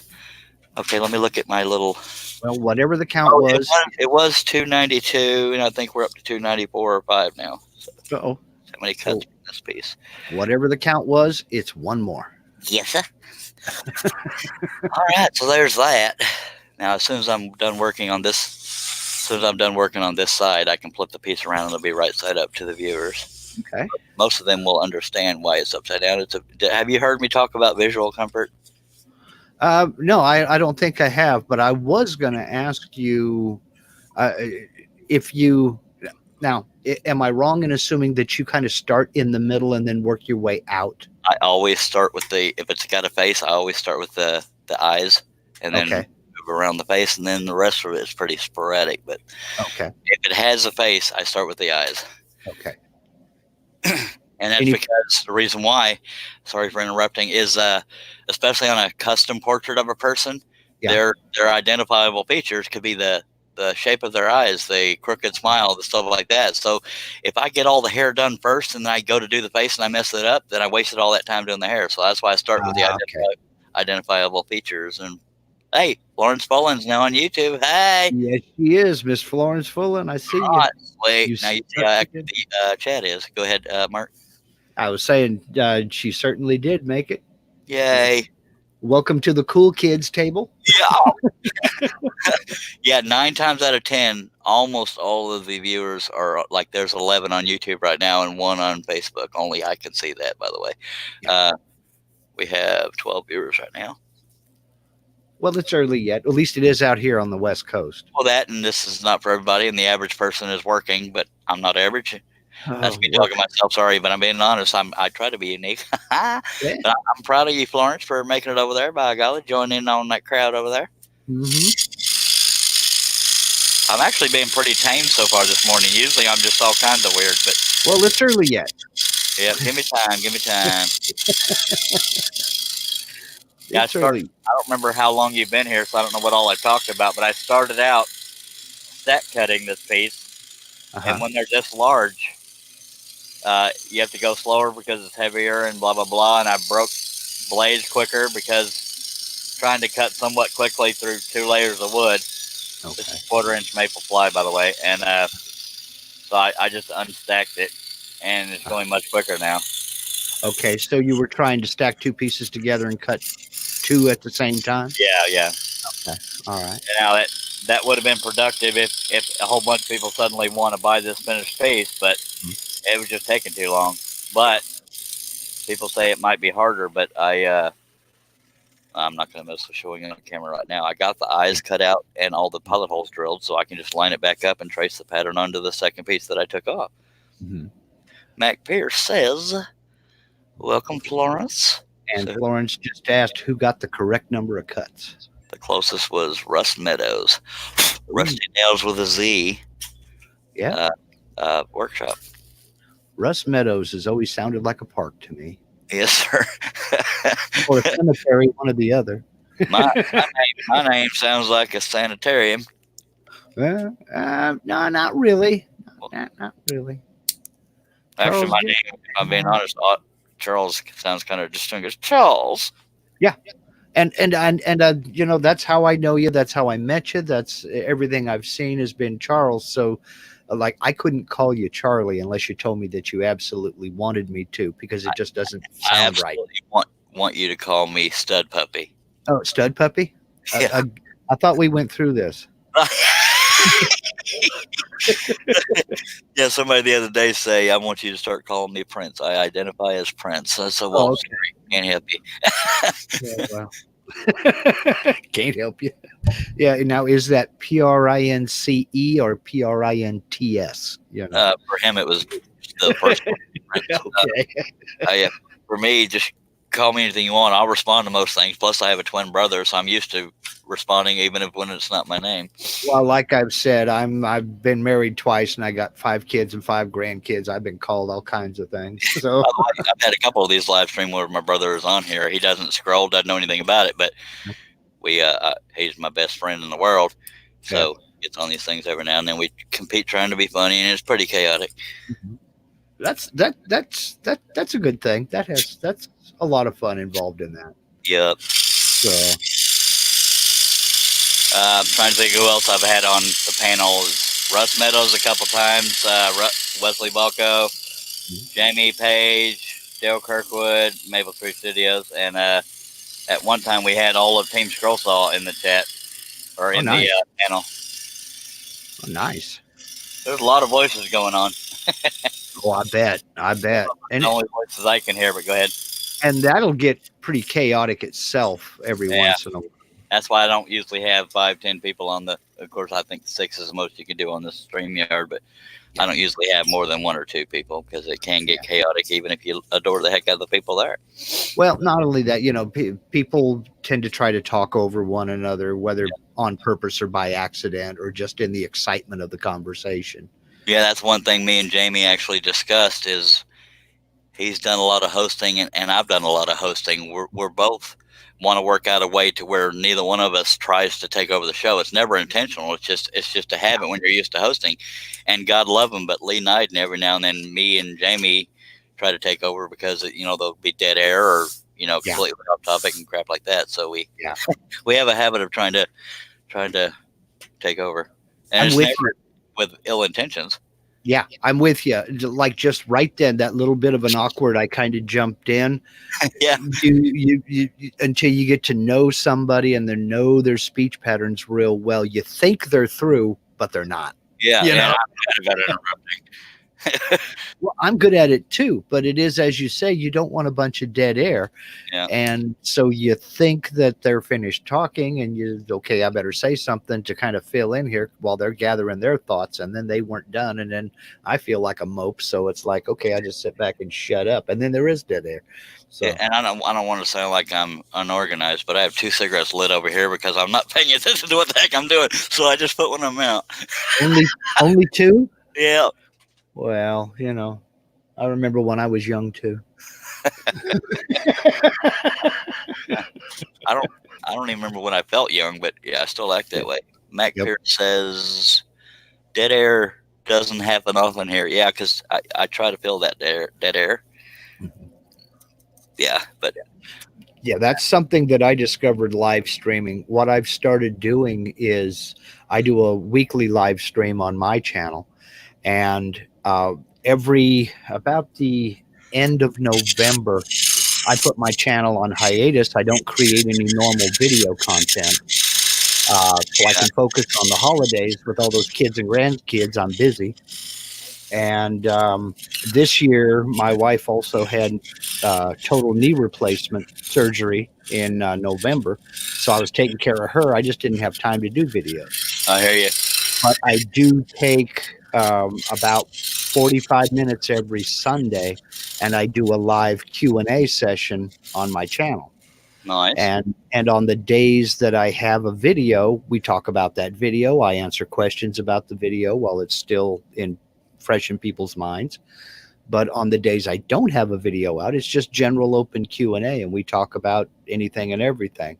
Yeah, and if somebody wanted to say that I was committing YouTube suicide, I have these live streams have taken over versus project videos, and I get that not everybody has the time to sit through hours long of this. So in that sense, I am. If I'm looking to build my channel, I am somewhat committing YouTube suicide, but not really.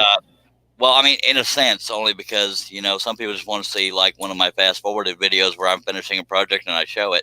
But for me, it's more fun to do these live streams. So it just that might be the direction my channel takes. And I got to thinking also, maybe I need to do a couple creating a pattern live streams rather than cutting. But yeah, I think that would be real interesting as well. And I know it sounds like I'm just trying to butter you up here or something, but it is the case. Buttered. I appreciate it. Well, Thanks for that visual. Pardon me while I go gouge out my mind's Yeah, eye. I was about to say it's But awkwardly satisfying. I did do. You and me got an altogether different idea of the definition of the word satisfying. I'm here to shout. Agreed. I totally like But I learned a lot about the design process and the mind that goes, just the mentality behind designing while you're doing it, and that Yeah. really helped out a lot. It Well, really one did. problem I'm going to have if I try to do a live stream of creating, just like in those videos, at the end of those videos, you see me cleaning it up and coloring it in, and I can't do that on a live stream. Yeah. Unless I do it from my desktop. Well, Right. but that's where I'd be designing anyways, so I guess that's what I'd be doing. Yeah. Because people would have to be able to see the computer portion to comprehend the whole process. But yeah, Right. but you don't really get to see it unless I'm working on a light colored piece where you can see the pen marks, because for some people it's not satisfying because they just see me make a pen mark, but they can't see the actual pen mark until I pulled off the top sheet of paper. Matt says, I like the pattern design live stream idea, Charles. Sweet. Okay, well, that's 1 vote, yes, and well, 2 votes if you count Mark. Yeah, I'm all for it too. I mean, I'd be interested in watching that because, as I say, you get a lot of insight as to, and I know I've said it before and I kind of harp on it, but I do. This kind of thing is so subjective, because you have your taste, you know what you like. Yes. I have my taste, I know what I like. And it's just deciding what to include and what to eliminate. Absolutely. Because you don't need every bump, shadow, scrape line, everything. You do too. To get the point across. I mean, you are excellent when it comes to portraits, and you know what features to include to make that portrait identify, to be able to identify that portrait as John Wayne or Bob Marley or whoever. Pick a face. Well, thank you. That one of the biggest battles is like if they're wearing a hat and it casts a big shadow. Sometimes you have to completely eliminate shadows. Another good example is when there's a shadow under the nose. It can translate as a Hitler mustache looking thing. So you do have to pick and choose. But another hard thing on patterns is wrinkles. If you go overkill, it looks ungodly. Yeah. And you have to include enough detail to make the person identifiable, but not so much detail that it looks like a Picasso or something. Hey, I got into that little tangent last night about art. Guy recently sold a banana duct tape to a wall for $120,000, and here I am doing a realistic Native American warrior, and I'd probably be lucky to get 100 for it. Oh, perfect, Charles. What you got to do is you got to scroll a banana duct tape to a wall. God. And that is, you're not wrong, but it wouldn't appeal to me. Miss Florence says, need to do one teaching how to do a reflection on water. Well, for most of me, it's tracing, but I can talk about the art aspects of it. Yeah. One thing I can say right now, and that's a very good idea, Florence. Thank you for that feedback. One thing I can tell you is when there's something reflecting in rippled water, the water. Okay, let me get a piece of paper. We're going to do this, by God. All right. Free entertainment here, folks. So let me grab a pen, not a marker, because that bleeds. Okay. So do I, Charles. So be gentle. Okay. Okay, let me turn down the Hoosier What's It here. Let's say we have a boat. This is a very detailed boat. Let's say we have a boat, right? It's sitting on water. Let me get a little closer here. Well, this is more so for drawing, but it's sort of the same premise. The premise of detail in a pattern is usually darkness or shadow, or just dark colors. I'm trying to think how to best word this. Okay, I'm going to do it in a drawing sense, but it's the same premise. The closer you are to that, okay, this is the water line.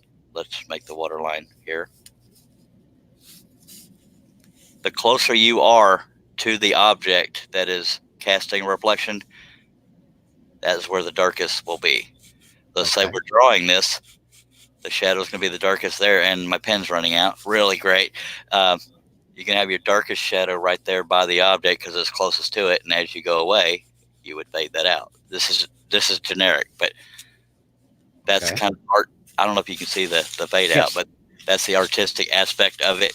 Right. That doesn't help as far as scroll saw patterns go, but yeah, the closer you are, and if there's ripples in the water, the ripples will be thinner and blah blah blah as you go. Right. So there's that. Because like even a drop of water, the biggest ripple will be right there by the drop of water, Uh-huh. and that's a very detailed drop of water there, by the way. Yes, it is. And then they would sort of widen out from there. But yeah, that's a very good idea. Something in water. And one of my favorite designs is one of my latest project videos with a horse sitting in water. I love doing good reflection pictures in water. So hopefully that helped, at least as far as an artistic aspect. And so there's that. It does help, and I'd be interested in watching that myself because again, this kind of thing transcends just one niche of the creators movement, because there are and that's one of the reasons why I like watching your live streams and watching your shows, is because although we use different tools, we are doing very, very similar things. Yeah, some things do overlap.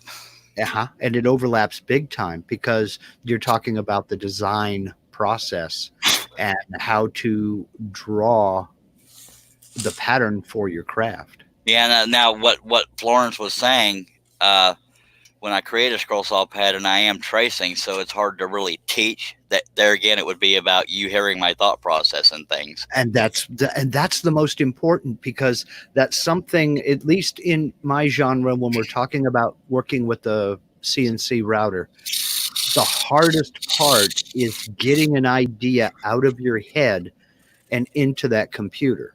Oops. And so I'm assuming that with you, the hardest part that would be relatable would be getting the idea out of your head and onto paper or onto the material. Yeah, and I will be honest, it's very rare that I do an idea out of my head for a pattern, so that's why a majority of it's tracing. So the thought process, verbalizing would be the lesson, I guess, so to speak.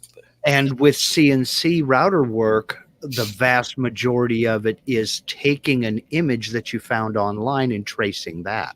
Yeah. So I have no technical know-how, almost no technical know-how as far as computer programs, crap like that. But that stuff will come with experience. That stuff will come. You're going to be doing that. If you're working with a CNC router, you're going to be learning that anyway.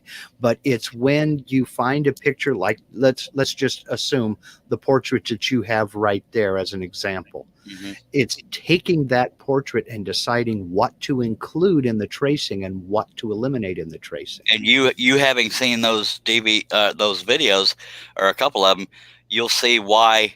Exactly. Or you'll see changes I make when I'm doing the computer portion. Sometimes I'll say, now, like certain shadows don't translate well. Now, okay, here's an example. Let me get the Native American. Sorry, I'm trying to be politically correct. He has black war paint across his face. Right. Now, obviously, if I had done it, generically, it would have been a big black rectangle. But I wanted to show the detail in the eyes, but I wanted to suggest that black war paint, and that's what I tried to do there. Right. So, and light reflecting off of it and this and that. So it's a gamble most times, and that's not a Hitler mustache. It makes it look 3D, but sometimes there's just enough of a shadow under a nose that can look like a Hitler mustache. So you got to pick and choose. Right. And that's the key right there. It's picking and choosing and knowing what to pick and choose. Absolutely. Because you can go too far or you cannot go far enough. Now, see, Miss Florence is saying there, I design on my computer with a mouse. Yeah, for a while there, she was asking a lot of questions, and she started designing her own patterns. So I think that's awesome. Sorry for interrupting. Back to you, sir. No, that's perfect. That's exactly what I'm talking about. But it's the same thought process that goes in. And I don't think you even understand, Charles, how important that is and how good you are at conveying that. I appreciate that very much, sir. Because I mean, that really opened my eyes to a number of things, just watching you decide on the fly. No, you know what? I don't need that. Or no, I need something else down here because it just looks too blank. And sometimes that doesn't happen until the computer part where I'm coloring it in and cleaning up lines. So yes, yeah. And that I learned as well. Because, and I don't know, I think one of the reasons why I keep harping on it so much is because something that I've noticed, and I've only been doing this for 5 years, but something that I've noticed with people asking me questions and asking for help is they don't tend to trust their own eye. Yeah. You know, Trying to see what's not there, but that helps sometimes. But go ahead. yeah. Well, they folks are real concerned with doing it right. Yeah. And But right a is lot of also an opinion in some cases. exactly my point. And you know, and I keep trying to convey that if you like it and the result, if you got what you wanted and the result is what you were looking for and you like it, then you did it right. And there's some patterns I've never put out in public because they were train wrecks. It's like, well, that didn't go as well as I thought. Well, you know, they all can't be winners. Miss Florence says she bought your CDs a while back. Nice. Tommy Hickson has joined us. Howdy, Mr. Tommy. Tell me. Mark Lindsay is my new best friend, and he will be getting a raise to a nickel per live stream. Ooh, a nickel per episode? My God. Yeah. You know, 30 more episodes, I can buy some chewing gum. Let's say if you take checks, then I can pay you off right now. Just don't cash it. Okay. Yeah, I've had jobs like that. Well, here's your paycheck, but don't cash it till Monday. Yeah, it's funny that one of my viewers that is usually on the live streams is Josh Grover. Whenever I have somebody on the panel, so to speak, like you are, and and I have to read comments and questions, I playfully give them crap for not reading them. And Josh is saying they're working as hard as you're paying them. So he got me on that one. Well, that's true.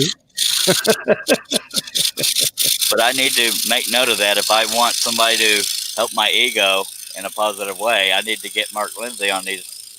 Well, I'm not. Believe me, I'm not just trying to buddy you up for anything or nothing like that. I'm sincere when I say it. Are you going to make me wear that tutu again?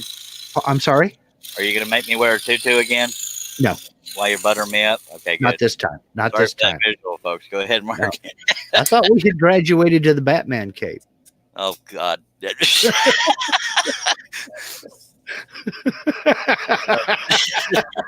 Well, there went family friendly. We're random here.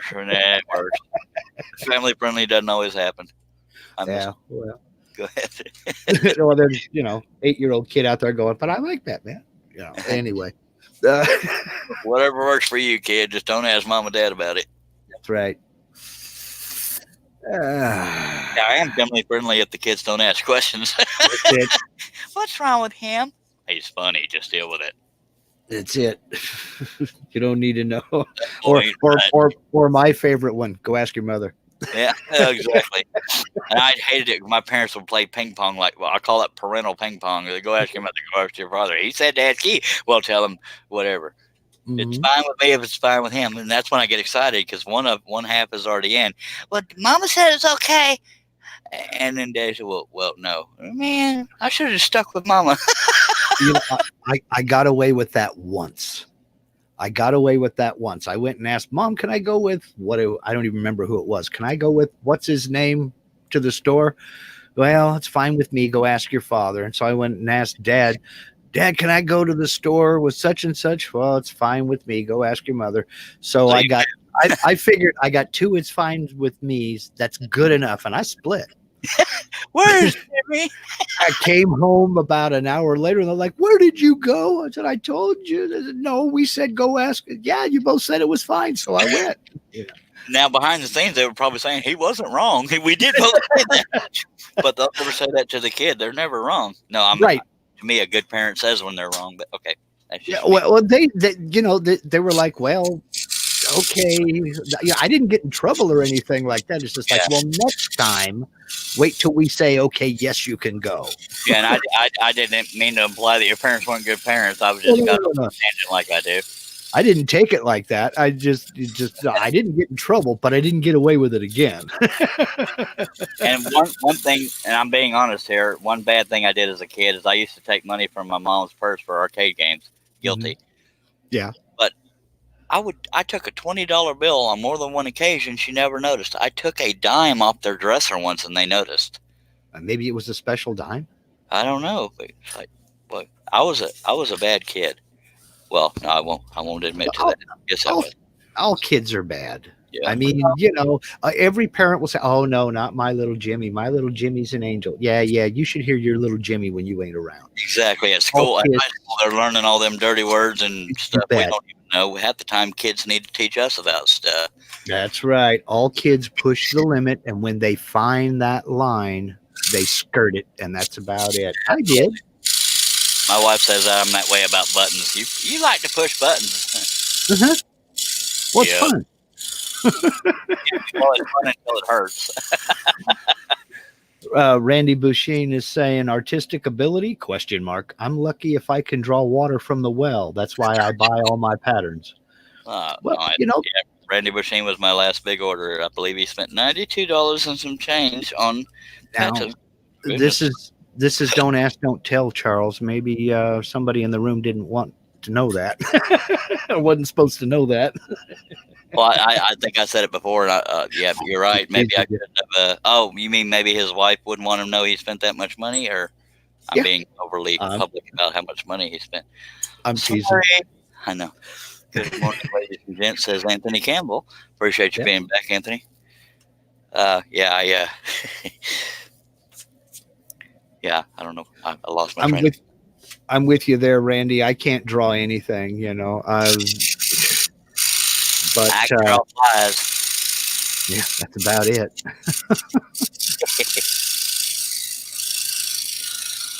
But yeah, there are a lot of similarities in drawing and creating a scroll saw pattern because it's about shadows and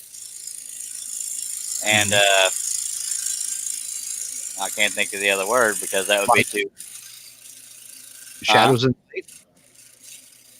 Well, shadows and light. Yeah, like one good example would be vehicles. If you have a light colored vehicle, you're concentrating on the shadows. On a dark vehicle, you're concentrating on what the light reflections. So, and you don't even realize how profound that was to me, because I'm just like, when I believe you were drawing a 55 Chevy, or was it the pickup in one of your DVDs?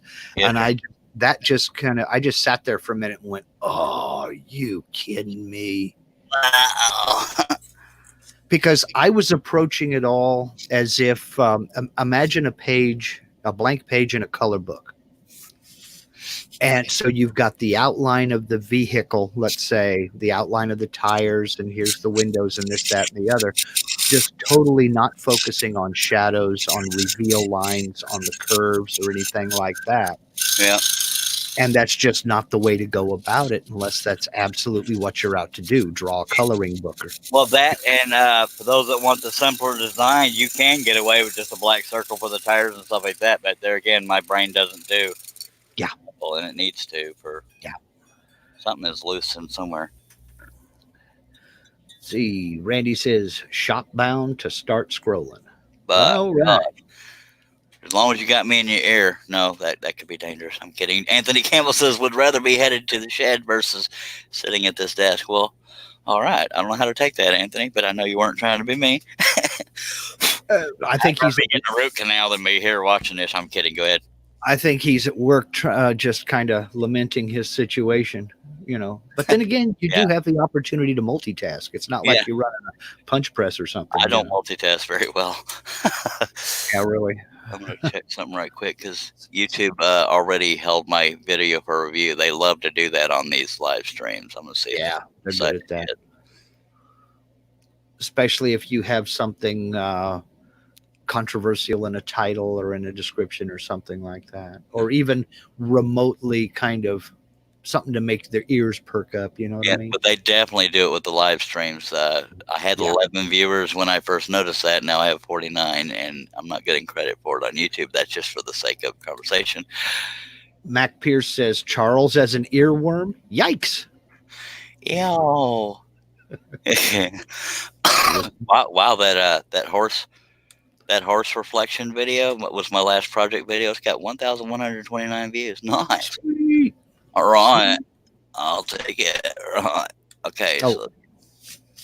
Anthony Campbell clarified. He said he was commenting on Randy saying he was shop bound. I know. I'm just giving you crap, Anthony, because that's what I do. Mm-hmm. I'm going to stretch a little bit, so y'all bear with the silence or the silence as far as scrolling goes. That's what I'm here for. I'm here to fill in that silence. You want me to put your face on the camera? Oh God, no. I want people to Ain't see your nobody got makeup time job. for You did that. pretty good. You got that eyeliner perfect. Yeah, I'm practicing. By the way, no, you can't see my thumbnail, but I can see your thumbnail. So if you were to hold something up, I'd have an idea what you're doing. When Russ Meadows is Okay. here and he tries to take a drink, I'll try. Yeah, I see you waving. You were testing me. No, Russ Meadows, he'll try to take a drink, and I'll always try to say something funny while he's taking a drink because he doesn't know I can see him. And then Okay. Well, it also depends on what you're watching, because I mean, you see this big heavy reflection in my glasses. Yeah, this is really not good YouTube because we're talking behind the scenes here. But you see this big heavy reflection on my glasses. I I I get into some weird positions as I try to sit up and look down so that you can't see that big white reflection. Yep, You know? I see you there.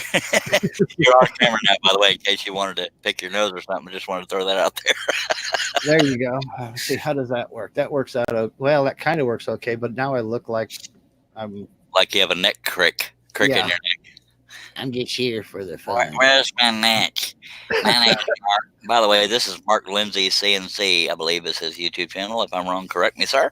Yes, sir. Mark Lindsay, CNC. I'm one of those guys that doesn't do real woodworking. That was good timing because Anthony Campbell says, "Who's that in the background with us this morning?" That's Mr. Mark Lindsay CNC. If you want to talk about your social media and the podcast again, go for it because I need to stretch. Okay, go ahead and stretch, Charles. Yeah, my name is Mark. No, I'm not the guy from Paul Revere and the Raiders. He's my online nemesis because he has all the really cool domain names locked up. But to be fair, if I'd have got there before him, I'd have him. So I can't blame the man. I have no idea what you're talking about, Paul Revere. Paul Revere and the Raiders was a 60s band. Kind of, they started out as kind of like a bootleg Beatles band and then kind of branched off on their own. Mark Lindsay was their lead singer. Oh, did not know that. So that's one of the downfalls of having the same name as somebody famous. Is that you have to come up with real creative ways of getting your name out there. So I think the most famous Charles Deering that I'm aware of was a botanist or something, study of plants and crap like that. Ugh. Well, yeah, but now just off on a tangent here, do you ever get anybody making Charles Darwin references? Not necessarily. Okay. I've been told I need Darwin Awards. I'm kidding. Those people get cut off. Lawrence Bullen's probably for you. It's for you, Mark. Can't we cut CNC patterns on a scroll saw? Yeah, some of them you can. You probably could. I was kind of surprised. I was watching one of Charles's shows. So this has been a few years back now, and I know Charles from another live stream show we used to do a few years back. And I was watching one of his live streams and he was talking about making the design. And I was struck by how similar they are. So there are a lot of CNC patterns that you could cut on a scroll saw. Yeah, as far as how they're used is differently because of G code and all that crap.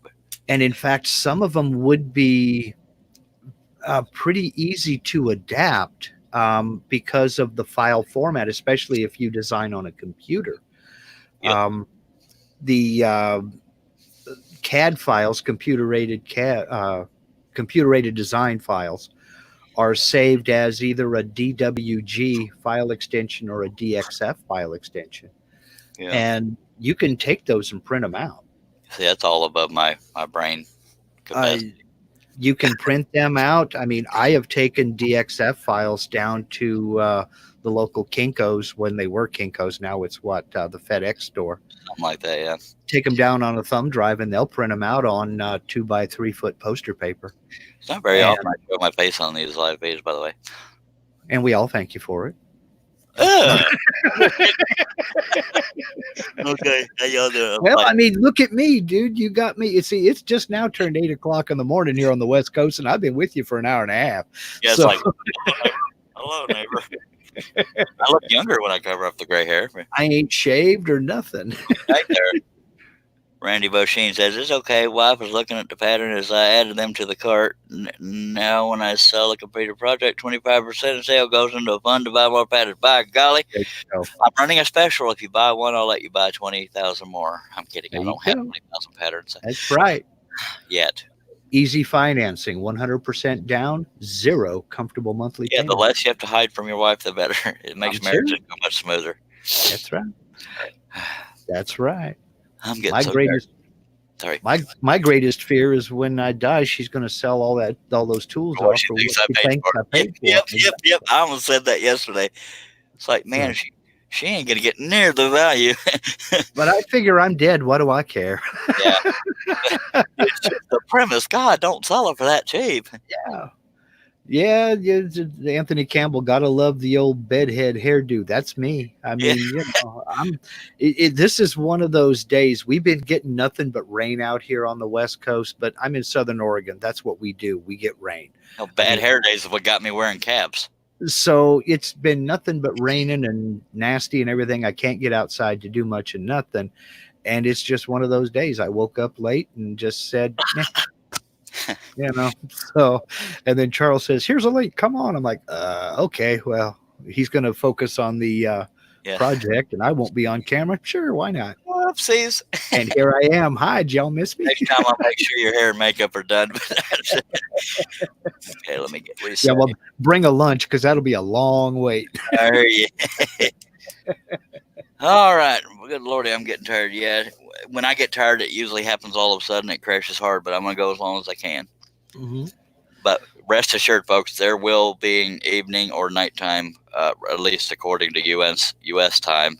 Mm-hmm. There will be another live stream today unless I get hit by a truck or something else out of my control. Yeah. So you'll watch it for notifications on YouTube and Facebook for that. But I am going to keep going for now, and I'm about to start working on the other side, so you'll see it right side up.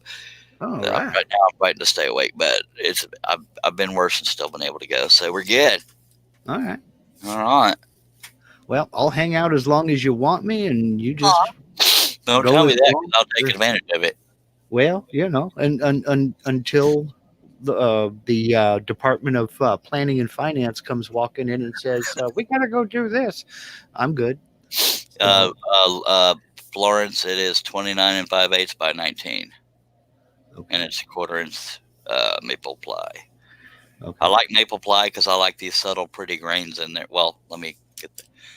I like these subtle, pretty grains in it. To me, birch is too boring. It's the most common, popular scroll sawing wood, but I love the subtle but beautiful grain in maple. Mm-hmm. Maple is my go-to wood. It's one of my go-tos. It's pale enough to where you get that good contrast, Yep. but there's enough interest in the grain without it being so busy that it distracts from the pattern itself. Yeah, and it can distract on certain woods, but also to me that birch is just boring to look at. It's almost like, okay, something cut out of white wood almost. Yeah. And Yeah. Mac Pierce is not wrong. When I get tired is when I get really giggly and I'll start crying laughing at something stupid. Oh, you know what? People get punchy when they're tired, man, and sometimes that's the best times. Exactly. And I'm not gonna lie. The other day, because I'm kind of known for having giggle fits where I get to the point of tears, but the last one I was by myself on the panel here, like where you're at with me now. But yeah, and I have to say this in a family friendly way. I'm gonna say poop in place of a cuss word. So it's gonna sound really stupid, but anyway, it might have been funnier to me. But the fact that when I crack up is that's when the chat gets entertained by it. But I was right in the middle of answering a question from Mac Pierce. And I went straight from completely normal voice answering his question to, let's say he was asking, what size is that piece? And I would say something like 27 5/8. You got to be pooping me, because I thought my internet had crashed. And I thought the live feed was over. So I cussed right there on the live stream. You got to be me. And it happens. And when I realized I was still live, I giggled and cried. Because I realized I had just smut mouthed on a live stream. I was trying to keep family friendly. It was so derailed right then. I mean, I went straight from a mature comment, which is rare to begin with, right into cussing. It was like all in one sentence, and then I just realized it. And Then one of the pitfalls of live entertainment, man. It's just real life happens, and we can sit there and plan and think we're all poised and we have our poop together, as it were, and just something will come in from out of left field, and oh, hello. yeah. I mean, I'll admit it. Sadly, for some, the entertainment is in my goofiness, and when I lose it and start giggling and crying because I'm laughing so hard. But that's endearing, man. That really is. It's endearing, and it because we do try to be professional, Yeah, and we try to get. endearing. But it's well, there you go. See, it's your human side, and things happen to people. I think sometimes as a species, we all just need to lighten up. Oh, amen on that one. Florence Follen is asking where I find the maple plywood. I get it from. This is not like where the average person shops, but because I cut pieces so large, I order from Pearland Ace Hardware and Lumber in Alvin or Pearland, Texas. And a friend of mine, Wesley Balco, delivers it to me because it's nothing for him to drive for 4 hours. For me, that's a big undertaking. Yeah. But I'm not going to say Wesley Balco will deliver to you if you buy. It's just, we have a good friendship. So that's one less cost to it. I do pay for the wood. He doesn't just give it to me, but that's where I get it from. Yeah. Well, everybody has a price, Yeah, you want to contact Wesley Balco. If you're interested and you're in Texas, it helps your odds. I mean, if you're in Oregon or New York, y'all can say how diddly do, but he ain't going to be delivering you any wood. Well, to be honest with you, that's a very, very common question over on the CNC side as well, is where do you get your material? And I like to tell folks the easiest way is to start looking locally. And if you just get on Google and type in the word hardwood and your zip code or postal code, it'll do a search for hardwood distributors or retailers in your area. Now, you will have to wade through some hardwood floor places. So if you eliminate all the people that are selling hardwood floors. But point out something right quick, if you don't mind. Okay, go right ahead. This is very rare that it happens, but especially when you're doing fine detail up close or narrow, the top veneer popped off right there. Luckily, that's in a waste piece. Mm-hmm. But that happens with crappy wood all the time from Home Depot and Lowe's. Yeah. Rarely ever happens with this maple ply, but every now and then it happens. But luckily, we got lucky and it's in the waste area. But I just wanted to point that out. Crappy wood from Home Depot and Lowe's, you'll get that all the time. Yes, especially from Home Depot and Lowe's because it's imported. And I've got some experience with using the maple plywood from them. And I'll be honest with you, I did not know that they could cut a veneer that thin. Yep. I didn't think it was humanly possible to cut it like 3 atoms thick. It takes all the fun out of doing a scroll project when you, and again, this is very, very, very rare for this maple ply. But when you're working on something from Home Depot, Lowe's, gorgeous grain, sometimes I'll get whatever the heck it is, but it's got gorgeous grain on it and I'm using it and then veneer is flying off because it's such crappy glue and all that crap. So what wood you use to scroll does make a difference in the quality of your piece. Well, if you search for those hardwood suppliers, just do a Google search. Even in my little podunk town, we have 3 of them. And a lot of them will get, a lot of them can get or already carry plywood. Maple plywood is not super expensive depending upon what you're looking for. Mac Pierce says you'll also get home listings where they have hardwood floors. Yes, that's true. You will. And sometimes you have to wait. But if you can try to narrow down that search, like hardwood supplier or hardwood sales. Well, I can say, I'm sorry, go ahead, Mark.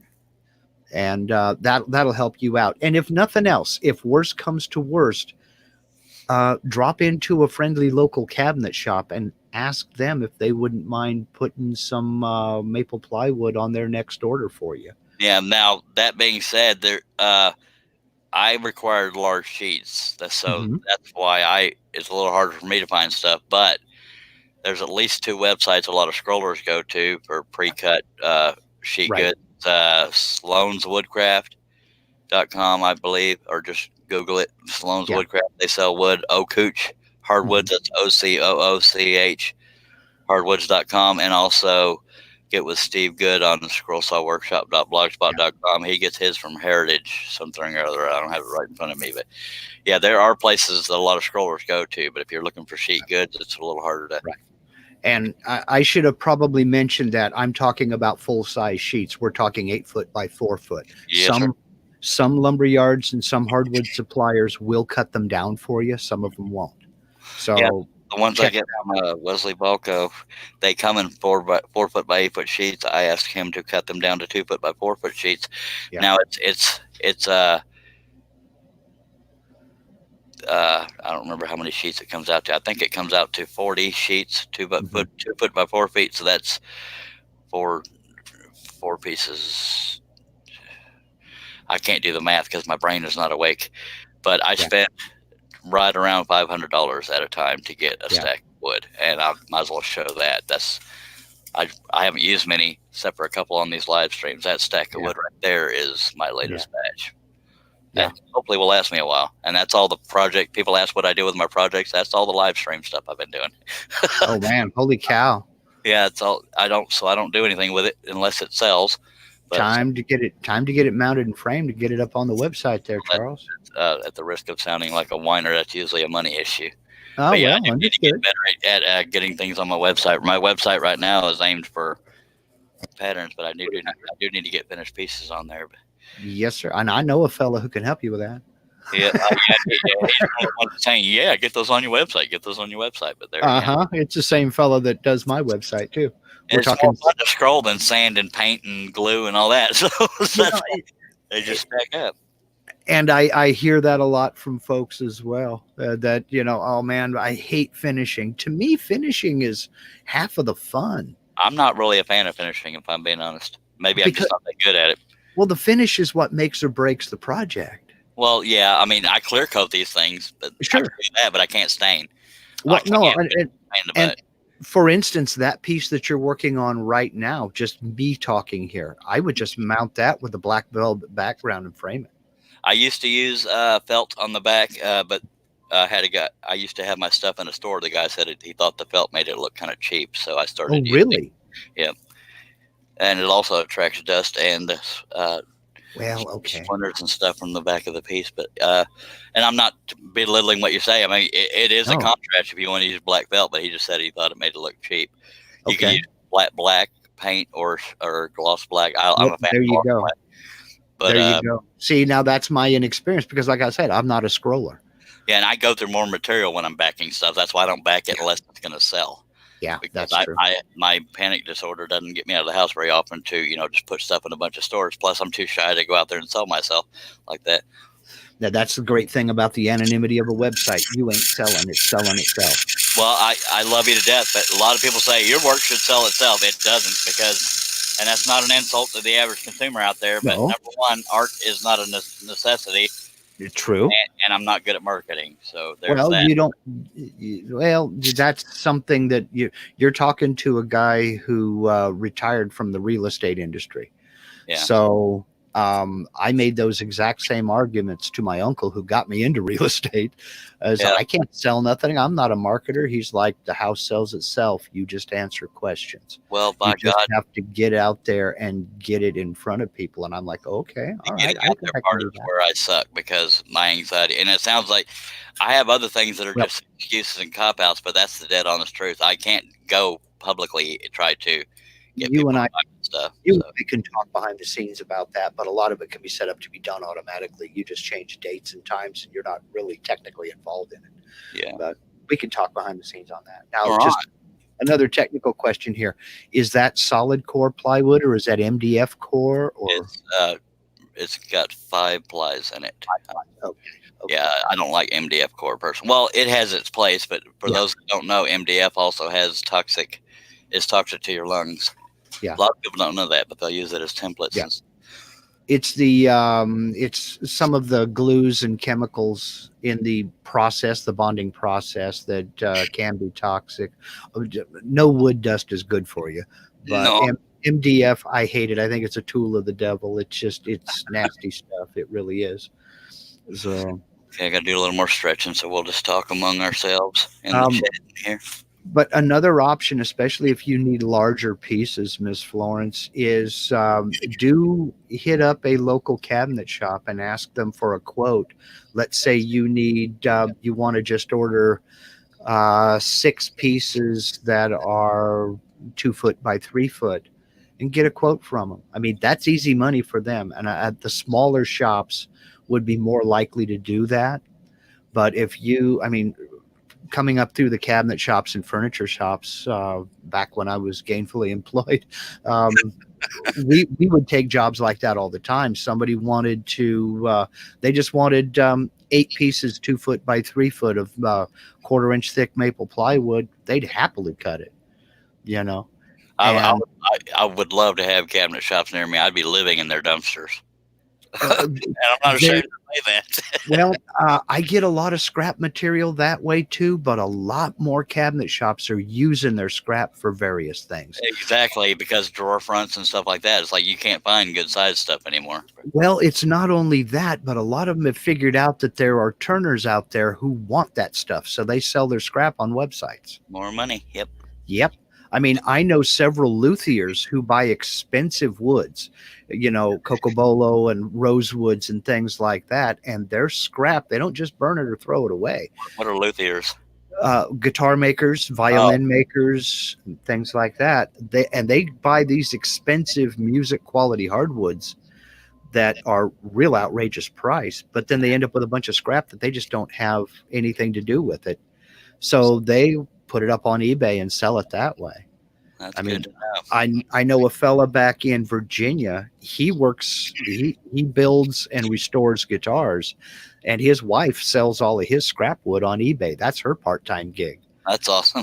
And he makes almost as much money selling his scrap as he does doing the guitar work. So Very good to know. I don't mean to cut things, folks, short, but those of y'all that know me and have done these things, when I do morning live feeds, when I crash hard. So I'm afraid I'm going to have to end this live stream. But right. Don't y'all get too worried. I will be back. Watch for notifications if you're on YouTube. I hope you'll subscribe and click on the bell for notifications.